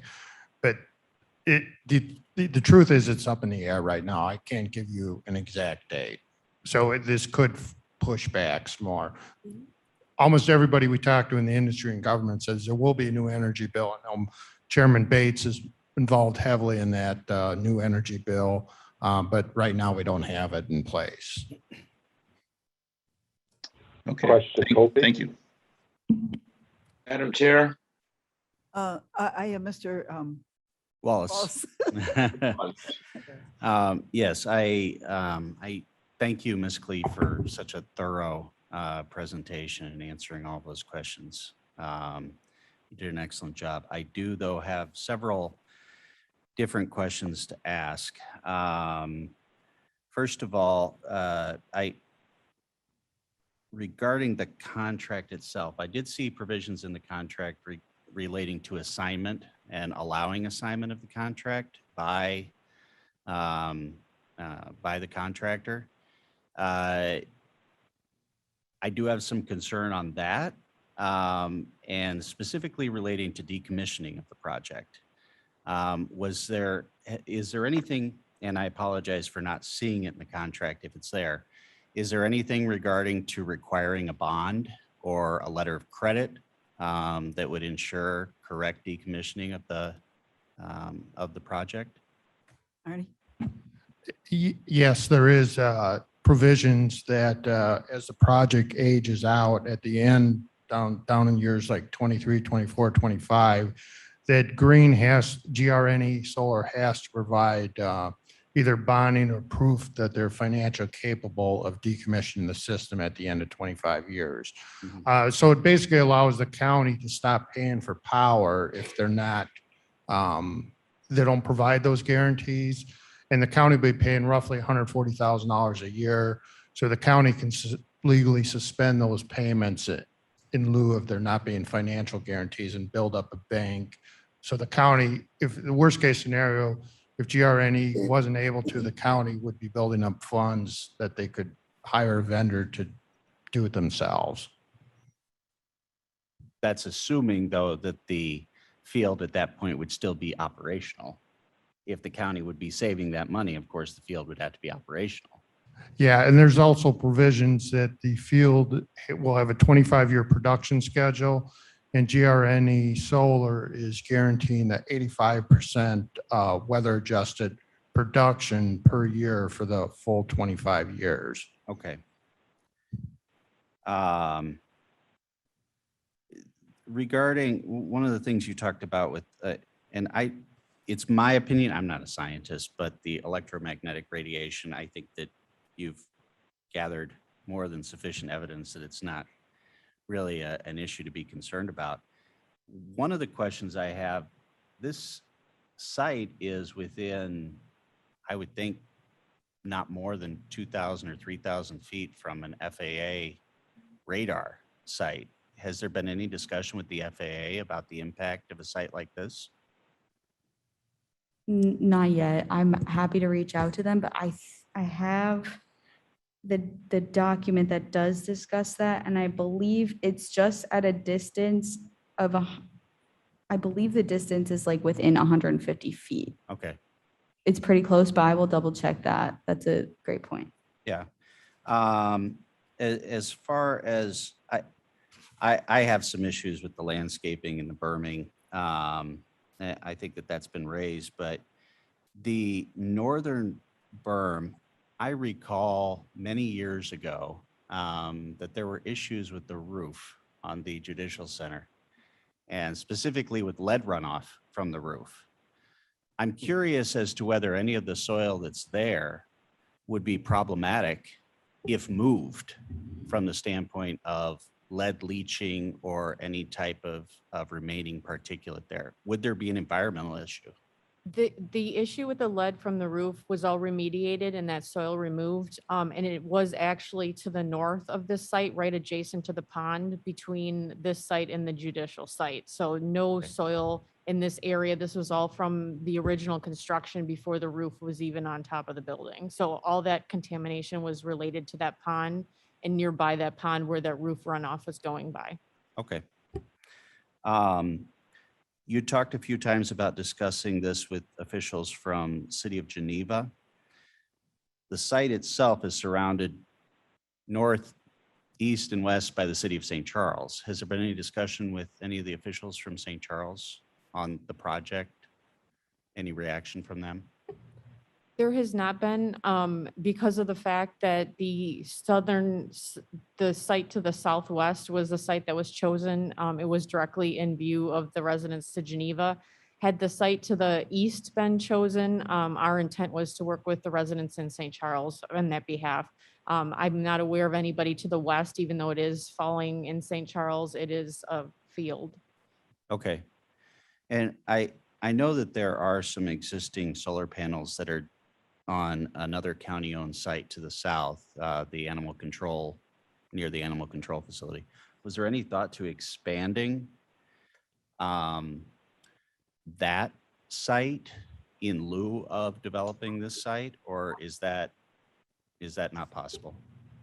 It's not possible because we're directly taking 3 of the meters on the judicial site and using the power generated from this field for those meters. So we would just need to be sending it back to the grid if it were on the animal control site. The power usage on that site is being provided at 85% of what their usage is through the field that's existing right there. So you need to be close to a ComEd connection point, and then we would basically be selling it into the grid as opposed to utilizing it for our own purposes. Got it. This is called the behind the meter. Mhm. This is the behind the meter system. So we get all the benefit Sure. and no transmission fees. Okay. I guess that my thought, it seems like there are a lot of due diligence issues that kind of remain open. I mean, my own personal thought on this would be that we need to see the GRNE studies relating to property values. And there's a lot of talk about meaningful landscaping, but I don't know quite what that means. I really would like to know more about that. And especially, how does that affect the berming, both the south berm and the north berm? I've been out there to the site and I know what it's like. But I think that there are several concerns that are still pending in my mind. So my own thought would be to have more time. It seems like there's not really a deadline, a specific deadline date for submitting this. I know that it's been said that we'd like to submit it by the end of September.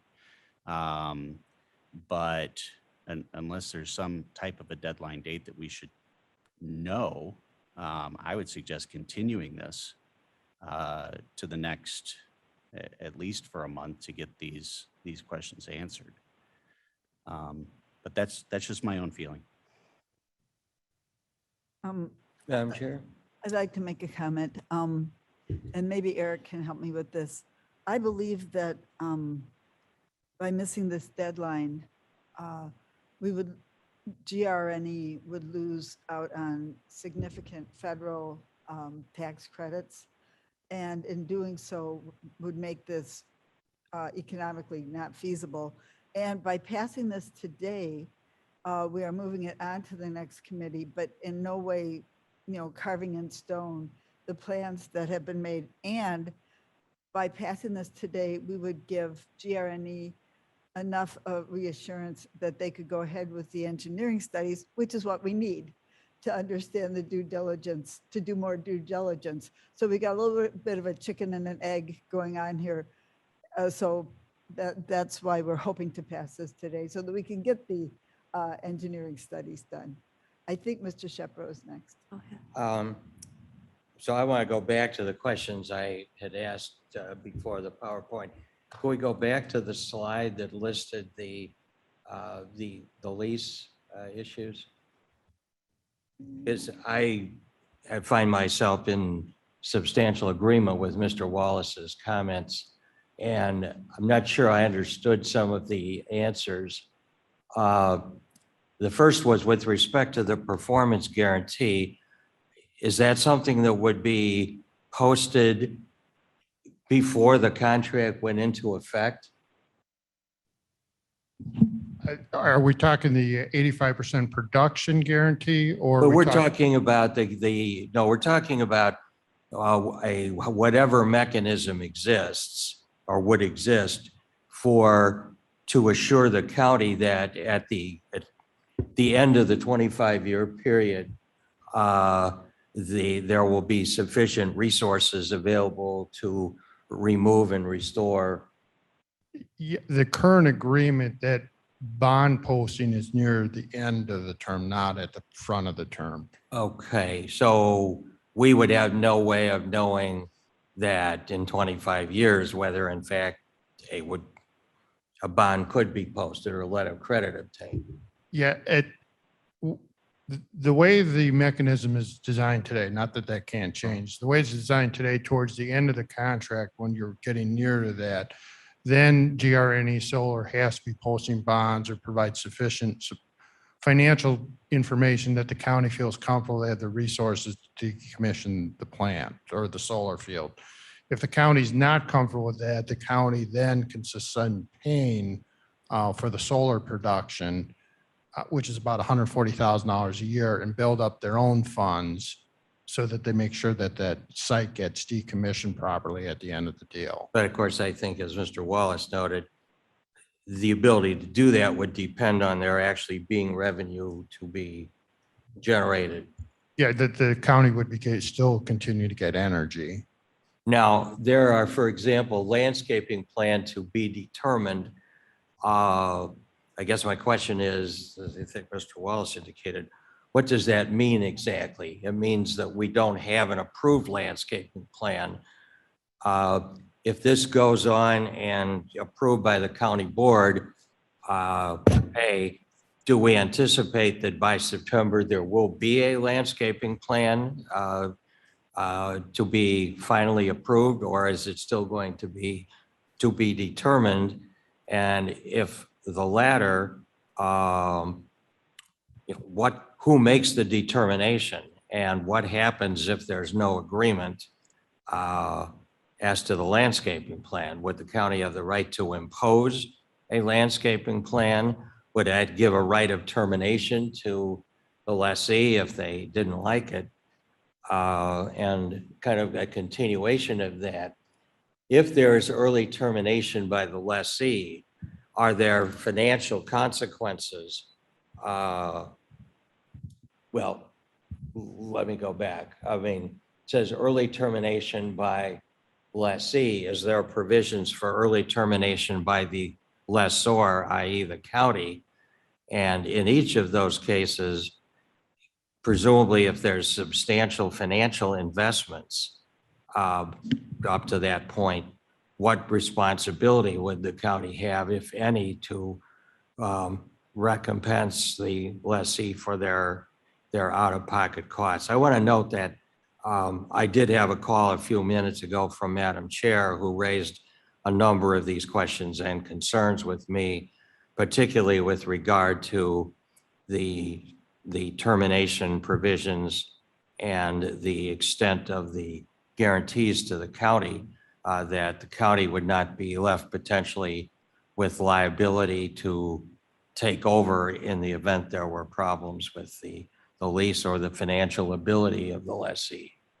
So I think these are all significant questions. And I understand, Madam Chair, your point about advancing this, but we're kicking the can down the road with, it seems to me, an awful lot of unanswered legal and financial questions. And frankly, I think this committee is better able to do that than to try to get into this discussion at executive committee, which would be the next step. We've already spent almost an hour on this. I can jump in on the landscaping plan. That is not a responsibility of GRNE. So if we were to put that responsibility on them, they would just turn over that cost back to the county. So it's more well done if the county is working on that separately with a landscape architect and the city of Geneva, and directly with the residents in regards to that. So it will be a path parallel that we're taking, and then we'll be utilizing some of our savings on the electrical side of things to do the landscape plan that's approved by the county and also by the residents in that area. So that will be a separate agreement that our staff works on with an independent consultant to work on the landscaping through the Bridget Road corridor. I'd like to speak to the early termination. And Arnie, you can help me with this if I need help. Early termination by the lessor or the lessee would not result in Kane County owing any money or having liability towards towards GRNE. Is that correct, Arnie? Yes. At any time that we decide this is not working for us, we can cancel the contract and not be out of pocket, not have liability. We don't want to do that. We want to be in good faith with GRNE. But if we did that and there had been work done, are they then responsible if we terminate for any reason to, at their expense, remove and restore what's been done? You know that, Arnie? You know what? I'm going to have to read that section. I don't know if Eric Peterman, can you answer that? Yeah, sure. Thanks, Arnie. Thanks, Ivy. Sorry, I haven't spoke up yet, but I'm here to answer any questions if needed. Thanks for the great presentation, Ivy, and discussion here. To that point, we would not move forward with any construction work, any physical work on site until all of the incentives have been approved, all of the engineering has been approved, permitting, and then at that point, once the contracts are finalized, then we would move forward. So if you wanted to pull out at any time before that, before the construction is done, then there wouldn't be any of the gray area as to what would be there, what would need to be removed. We would make sure that all that was ironed out before we physically mobilized to do the construction on site.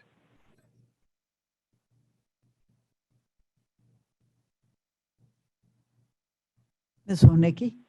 Thank you, Madam Chair. Thank you, Ivy. You've put a lot of work into this, and Madam Chair, you have as well.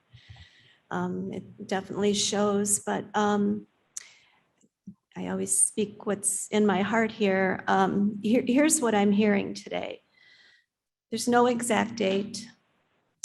We will have final engineering later from somebody else, another board member, not Todd, somebody else. There's going to be a chain link fence, maybe black. There might be a wood fence. There's talk about the southern berm. There's talk about the northern berm. We're going to put in meaningful landscaping, but then we have to speak with the city of Geneva first. Okay. There's potential solutions.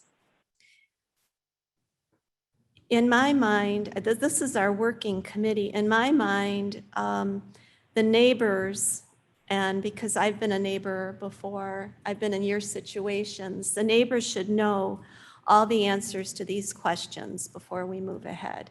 They should know what's going to be going up exactly with the north berm, the south berm, the potential landscaping, the chain link fence, the black fence, the wood fence, whatever it's going to be. And I almost feel like this is a little premature. I feel a little better speaking about this because it seems that we don't have an exact deadline. So I don't know if holding this off for 30 days or whatever would harm moving forward later, or if it's a possibility. Somebody can Eric. make a motion. Eric Peterman's going to speak on that really quick. I'm On sorry. the timeline and urgency. Okay, who will speak? Eric Peterman. Okay, thank you. Sure, thanks. I can provide a little bit more context around that. There's currently a wait list that's being accumulated in chronological order, and it will come first serve as to who's on that wait list as to when they apply. So the urgency of getting on that wait list is to make sure that we're in line for the funding when the bill does pass. The longer that you wait, the lower down the wait list that you'll be. And what we've seen from the first round of funding that was passed 2 or 3 years ago is that there were way more projects submitted than there were funding available for. In fact, there was about 10 times as many projects that were submitted that there was actually funds for. So the urgency of getting on the wait list as soon as possible is to make sure that we do secure those incentives so that the project is still viable financially for the county. And there's been some discussion about working through the details of what the engineering and all of the pre-work. As soon as we move forward with the resolution, we can get the answers to those as we work through this pre-engineering. There's no cost to the county. All of that is going to be borne by GR&E, but that'll help us get the final design as to exactly where the modules will be located, what's possible on the current landscape. So that's what moving forward today would allow. But I just wanted to make sure that that was understood on the timeline and the wait list as well, to make sure that we get in line as soon as possible for that funding that is actually paid into by all of the ratepayers. So anybody who's has a ComEd bill is actually paying into the fund that is going to support this project. So this money is there and available. It's going to go to solar projects, whether it's Kane County or some other project. So being able to take advantage of that is important. Otherwise, those funds will be diverted to other projects. I hope that helps, but happy to answer any other questions. Mr. Caius? Thank you, Madam Chair. Chris Caius. So my understanding is that the vote from this committee is the vote that keeps the project going. If we don't vote it on this committee, then it's not like we wait. We don't do any engineering then. Is that correct? Eric, do you want to speak to that a little bit, or? Obviously, there are a lot of approvals needed to move forward on a project like this. So I think the importance of moving forward today just keeps things on track for the additional meetings that are upcoming. If this gets delayed, then we will have to delay as well without being able to move forward with certainty that this project is going to happen. It wouldn't make sense for our company to go spend significant time and money on engineering if this project's not looking like it's going to move forward. So we're sticking our neck out a little bit in doing some of this pre-work because we've been awarded the project. But if we don't have certainty that that this is heading in the right trajectory, we can't then go spend a lot of money on engineering and continuing to invest time with it. Oh, thank you. And then on following that question would be that if we do pass it today and it goes to executive, it doesn't mean that we have to hammer everything out in executive. If it's not solved by the time it's presented in executive, we can send it back to this committee at that time. But at least at passing it at this time keeps the project moving. We still have options if we aren't satisfied at the executive. And we shouldn't, I think to your point, we shouldn't be hammering it out in executive. But if we say, yes, we want to go far, we do have some questions. But when it gets to executive, if those aren't solved at that point, we send it back to our this committee. But if we don't pass it now, then we're delaying the whole thing. We won't get it to exec. That's the way I understand it. Mm-hmm. Thank you, Madam Chair. If we move this forward to executive committee, I would like to know that Ivy and our engineering department, whoever needs to be involved in this project, works with the homeowners and our residents across the street. So they know exactly what's going to be proposed at exec, and that I think the county board members will be more comfortable voting for this. That's a great Agreed. point. That's agreed.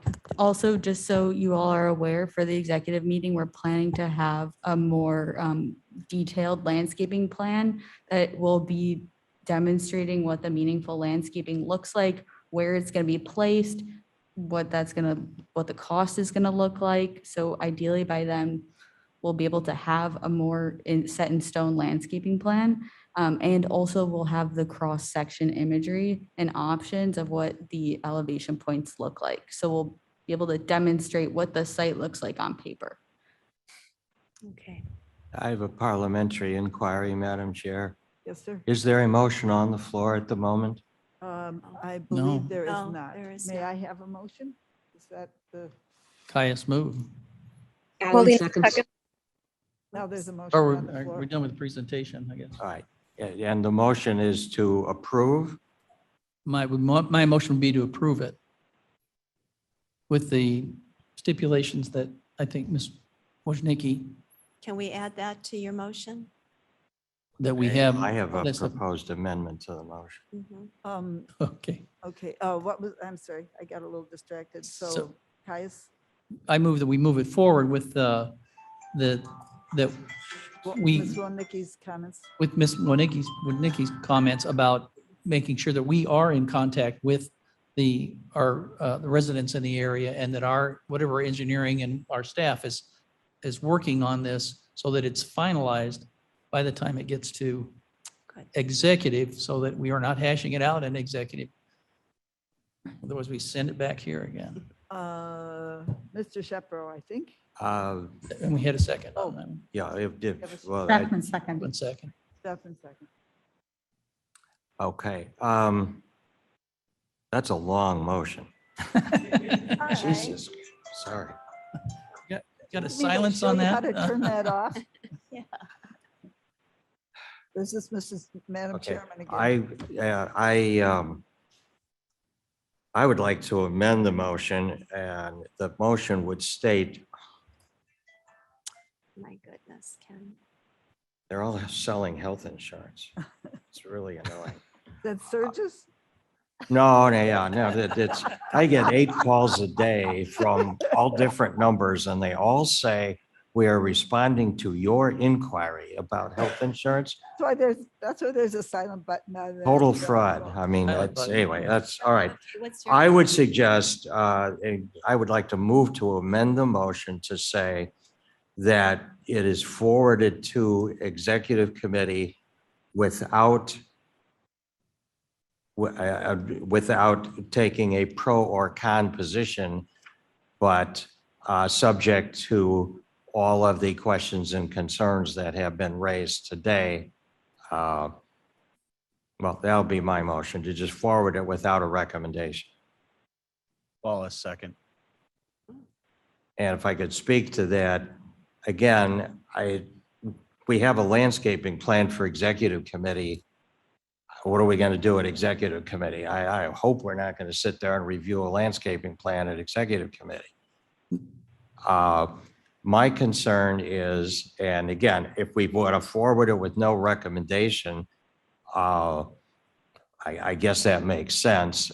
But I also had a further question. So the waiting list that's been talked about, what is that exactly? Whose waiting list is that? It's to become eligible for the money from the IPA, the Illinois Power Authority.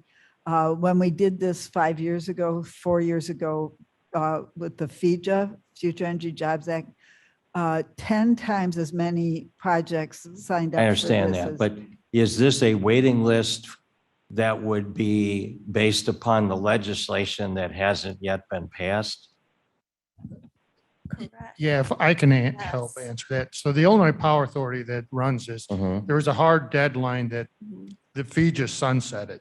So what the Illinois Power Authority has recommended to everybody in the state who's looking at solar, continue to submit your projects. We Mhm. know that there's funding coming, and then once the funding is reapproved, it'll be first in, first out. So who's ever first in line gets funded, and so on. Who's ever in second line gets funded. So one of the worries is if you're way at the end of the line, the annual funding might be done for this year, might be done for next year. You might have to wait 3 years. I'm just curious as to how they can have a waiting list for a project which has not even gotten legislative approval at this point, and then say that that has some validity, but that's a subject for another day, I guess. Wallace question. So is there a possibility to submit the project at this point in time? I mean, theoretically you could, but I think there's way too many unanswered questions that really should be answered. What's involved in submitting it?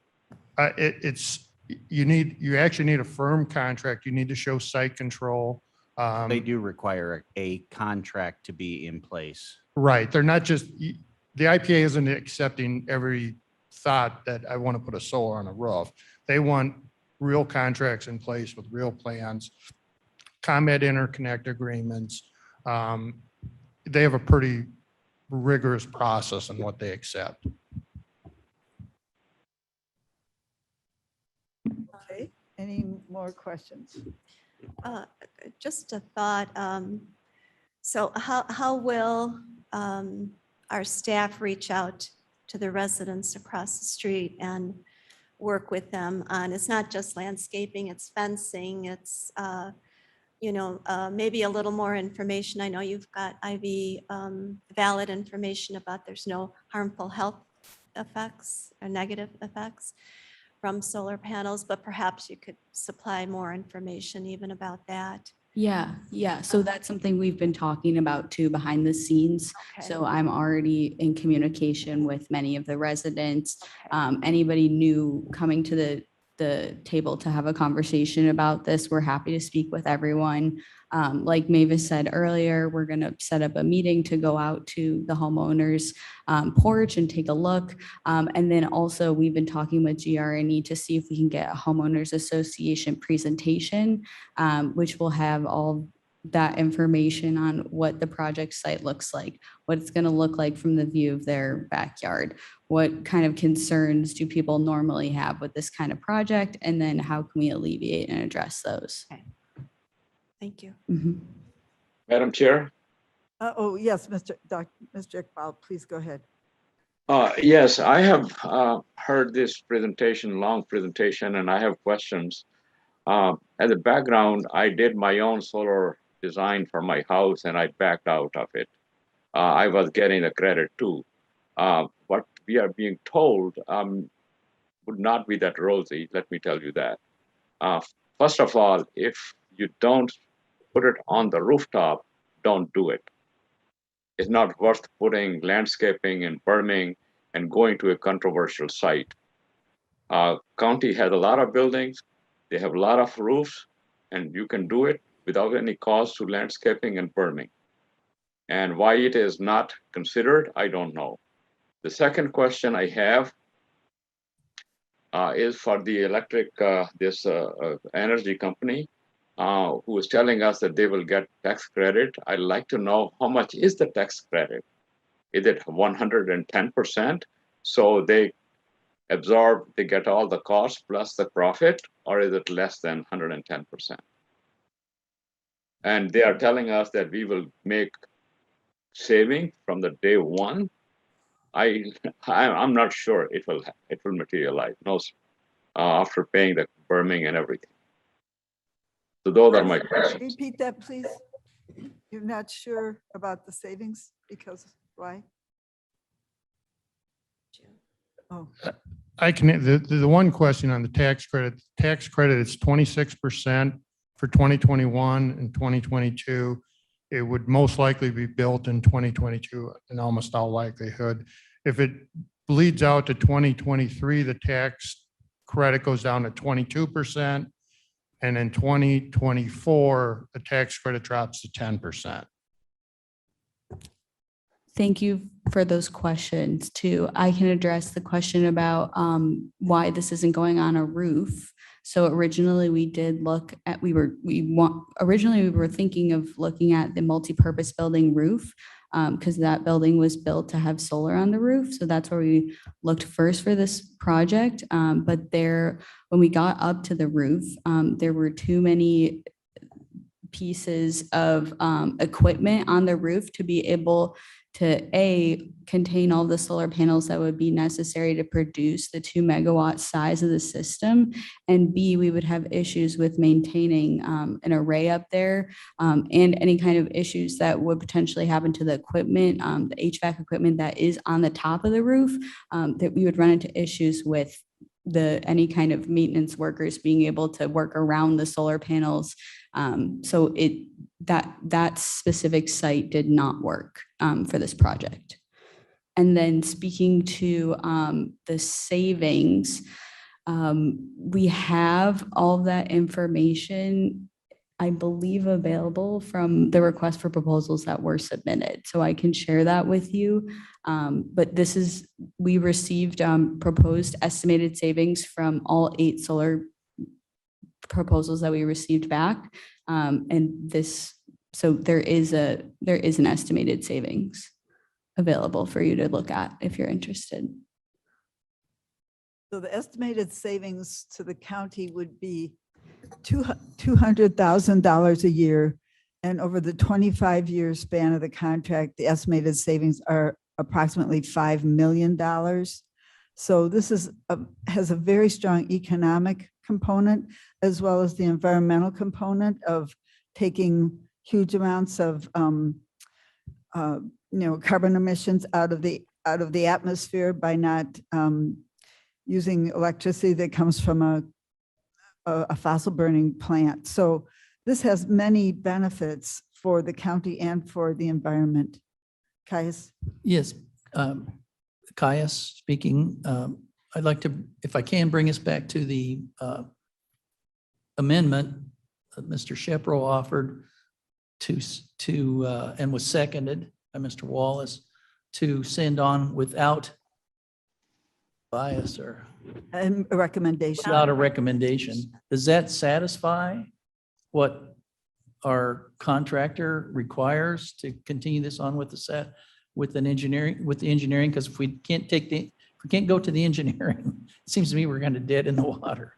Yeah, but So we're- the executive committee is the first Wednesday of September. So Right, but if we send it with no recommendation, we need answers by that time. Are we still good? Wallace, my thought on that would be that we're sending a resolution to the board, and whatever action the board takes on it, then it doesn't have to be consistent with the resolution. No, but as it applies to what we have to, there's no point in sending us on if we can't get solutions, and we have to get the solutions from that company there. From And we- GR. Eric, can you respond to, If we can't get it from them. it has to go through the full board anyway, right? For us, I mean, can I restate this again? Yeah. And please go through the chair if you have other questions. Sorry. We need to send this to the head, and our company is going to do the engineering. If we send it the amendment without recommendation, is the company still willing to do the engineering so that when it does get to executive, it's something that's actionable? Eric, is that good enough for you? Yeah, I believe that's Mr. Caius that was speaking. I agree. We would want to see a favorable recommendation to keep the project moving forward. Otherwise, spending considerable amounts of money and time on this is challenging. So that's speaking to the amendment. If we vote yes on the amendment, then we essentially kill it. Well, that's obviously the decision of the Shepro, the decision of the applicant. Well, But I guess that my concern would be, well, first, I think Mr. Caius's premise is wrong. Sending it without a recommendation, it really doesn't matter legally. I mean, it's on the agenda for the executive committee. The fact that it comes from a committee with a favorable or an unfavorable recommendation doesn't have any legal effect on what the executive committee or the county board can do with that committee. It just means that the committee has been discharged of its jurisdiction and passed it on to the next level. And the alternative motion that I'm gonna would ask to be restated if the amendment is defeated, has a long list of qualifiers. And so I guess I'm not obviously the attorney for the applicant, but I guess I would say, what additional assurance do they feel they have if they got a favorable recommendation from the committee in light of the fact that all of these questions have been raised? Are we really going to have them all answered in 30 days? And if that's the case, if that's not the case, then it's going to add even longer to your timeline. And when executive says we got to send it back to have all these things from the landscape plan to the neighbors' concerns, I don't think we can really have an hour-plus discussion at executive committee where we're reviewing landscape plans and indemnity provisions and letters of credit. That I agree with Commissioner Winnicki that I think these things ought to be discussed in this committee. If there's concern about the timeline, then I suggest have a special meeting of this committee in 10 days and see if these questions are in fact addressed. And it's then not too late to forward it on to the September exec if the committee is satisfied. But everything I hear, just every time somebody talks, more questions seem to be raised. Mr. Caius. I agree, there are questions. Can we answer the questions without sending it on? Because if we don't get it past this committee, then our contractor is not willing to commit to do that. Well, But we still can stop it at any time after that. Well, I think Please go through the chair. Sorry. Pardon me? It was correctly pointed out that I should be addressing my comments to the chair. Yes. Well, I mean, the committee can do whatever it wants, obviously. But if there is concern that you would like not only an affirmative response from the committee, but a meaningful affirmative response that doesn't have footnotes saying, well, of course, if we don't get answers, then we don't approve it effectively, which I think is the kind of what your motion says, Mr. Caius, even though it doesn't say it that way.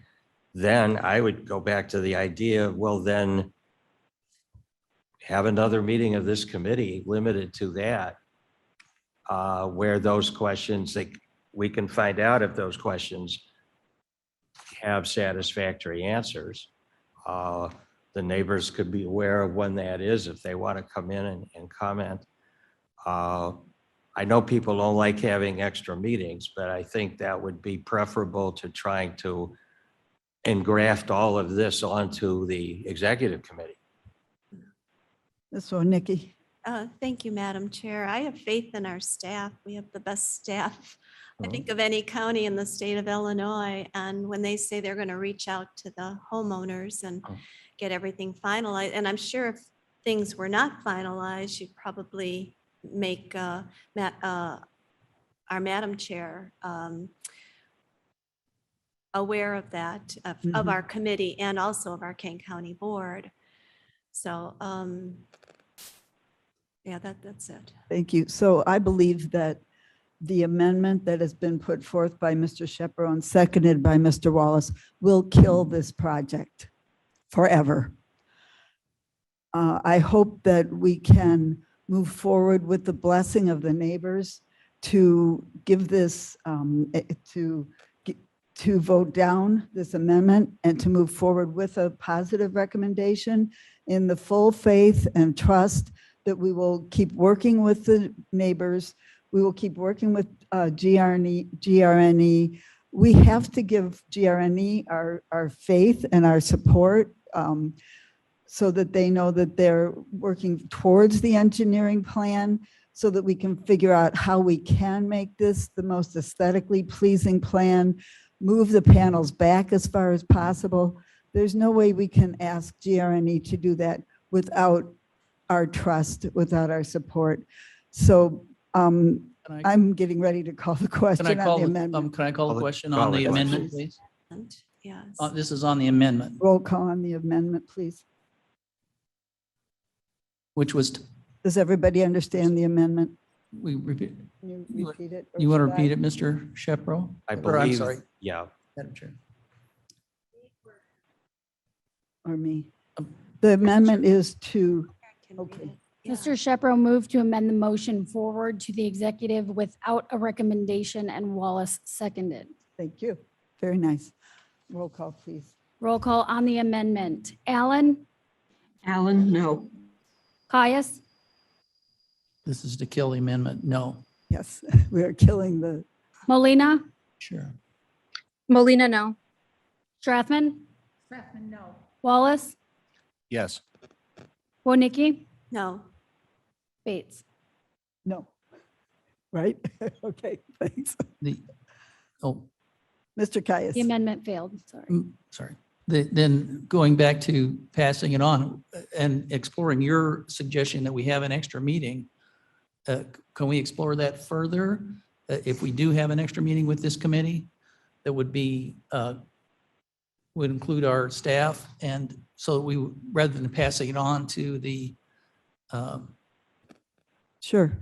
the exec, that we will, so we wouldn't pass it, my suggestion, we wouldn't pass it today, but we would suggest to the special meeting that we table it till we have a special we meeting. Is that table it correct? to a special meeting if that were your. And then, Is this a motion or a suggestion? I'm hoping it's a suggestion. well, it's a suggestion for further discussion on that, because the motion is to pass it on to the committee or the exec. This is to explore the possibility of having another meeting. I believe we can pass it today with recommendation and plan to have a meeting before the executive committee meeting, so that by the time it reaches the executive committee, we will have all the answers worked out, or most of them.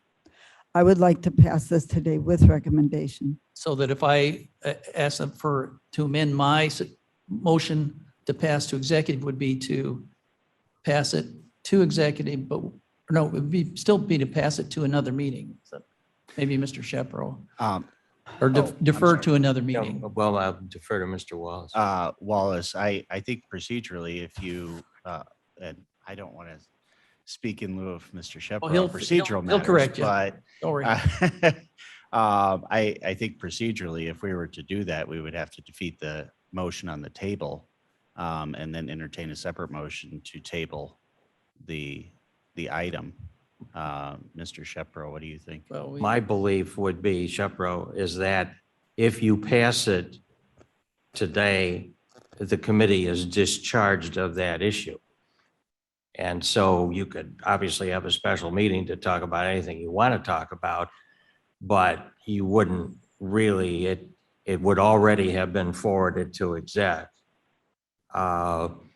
Is that a distinction without a difference? I don't know. I think procedurally, though, if you really want to do it with the idea that you would be looking at additional plans or comments or detail on all the issues that have been raised, I think Mr. Caius's initial idea would be right, which is you would set a special meeting date and you would table the final vote on the motion to that special meeting.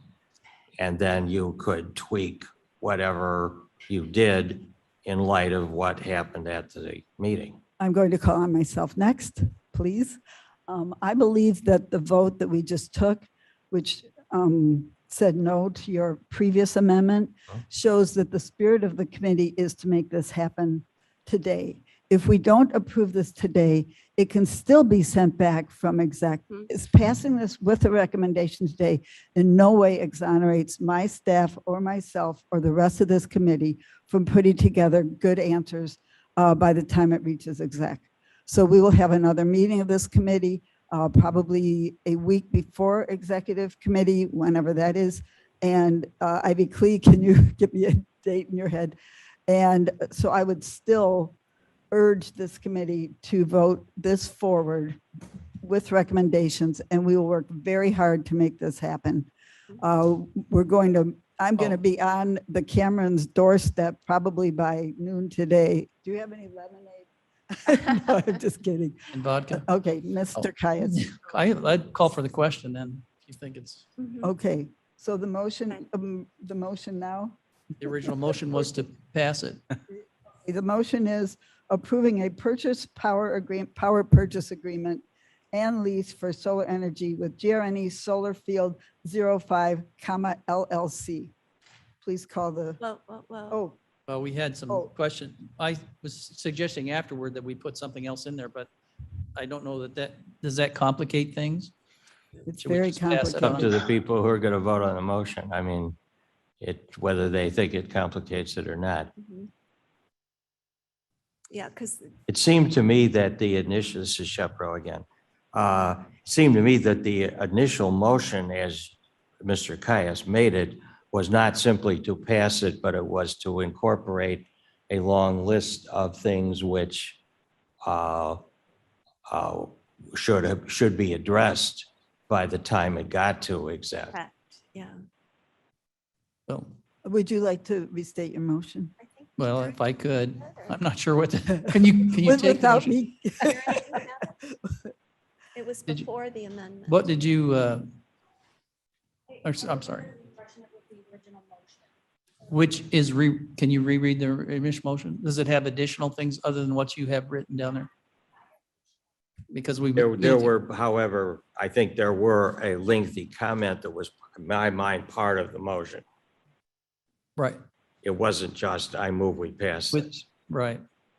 And if we can include those and make it logical, that's what I would do, which was Ms. Wojnicki had said that we would be in contact with the Yes, that was the motion. neighbors and Yes, with the correct. engineers to make sure that these are firmed up by the time it gets to exec. Yes, Mr. Caius moved to move forward with Ms. Wojnicki's comments, which were the neighbors should know the answers. To all these questions, yeah, perfect. Madam Clerk, can you read that back to us? No, who should say it? Mr. Caius, it's your amendment now. Or I can read it from my notes if you You want just me read it to. from your notes. I'll take it from that. Okay. Mr. Caius moves that I amend my motion to the, amends and the the second motion. was, Strathman, seconds. approve a power purchase agreement and lease for solar energy with GRNE Solar with, under the stipulation that the neighbors know answers to the questions that they have posed before the executive committee meeting on September something. Works. Pretty good? Yeah, I think so. Okay. Did that also include the landscape plan? Everything, Yep. includes everything. Yeah. Dates, black fence, south berm, north berm, landscaping. Those were your Fencing comments. too. Fencing, no, yeah, Okay. black fence or something. That the neighbors should know these answers before we go past exec. Good. Thank you. Please call the roll. How you doing? Allen, Allen, I. Caius, Caius, yes. Molina, Molina, yes. Strathman, Strathman, yes. Wallace, Wallace, aye. Wojnicki, Yes. Bates. Yes. Motion passes. Thank you, everybody. And thank you, Mr. Shepro, for all your wisdom. Thank you, Mr. Wallace, for all your questions. Thank you, Ms. Wojnicki, for your kindness. And Mr. Caius for everything else. And Ms. Strathman for hanging in there. Causing trouble. And my deepest apologies to Mr. Ford. Is this a world's record? I hope not. I make a motion to put the reports on file. Thank I you. second that motion. Okay. We need a roll on that. Roll call on. Yes. If you wanted to avoid it in the future, you could simply ask for unanimous consent to place the reports on Okay. file, and hearing no objection, so ordered. All right, let's do it. Yes. Please do what he said. All aye. Aye. We have to vote if there's You don't no have to objection. vote. Oh, Yeah. not in favor. Good. Same thing for the Right. adjournment. To adjourn, I ask for unanimous consent. to adjourn. Unanimous consent to adjourn? Aye. Aye. Okay, Don't even thank vote, you just for don't vote no. everybody's hard Technique. work.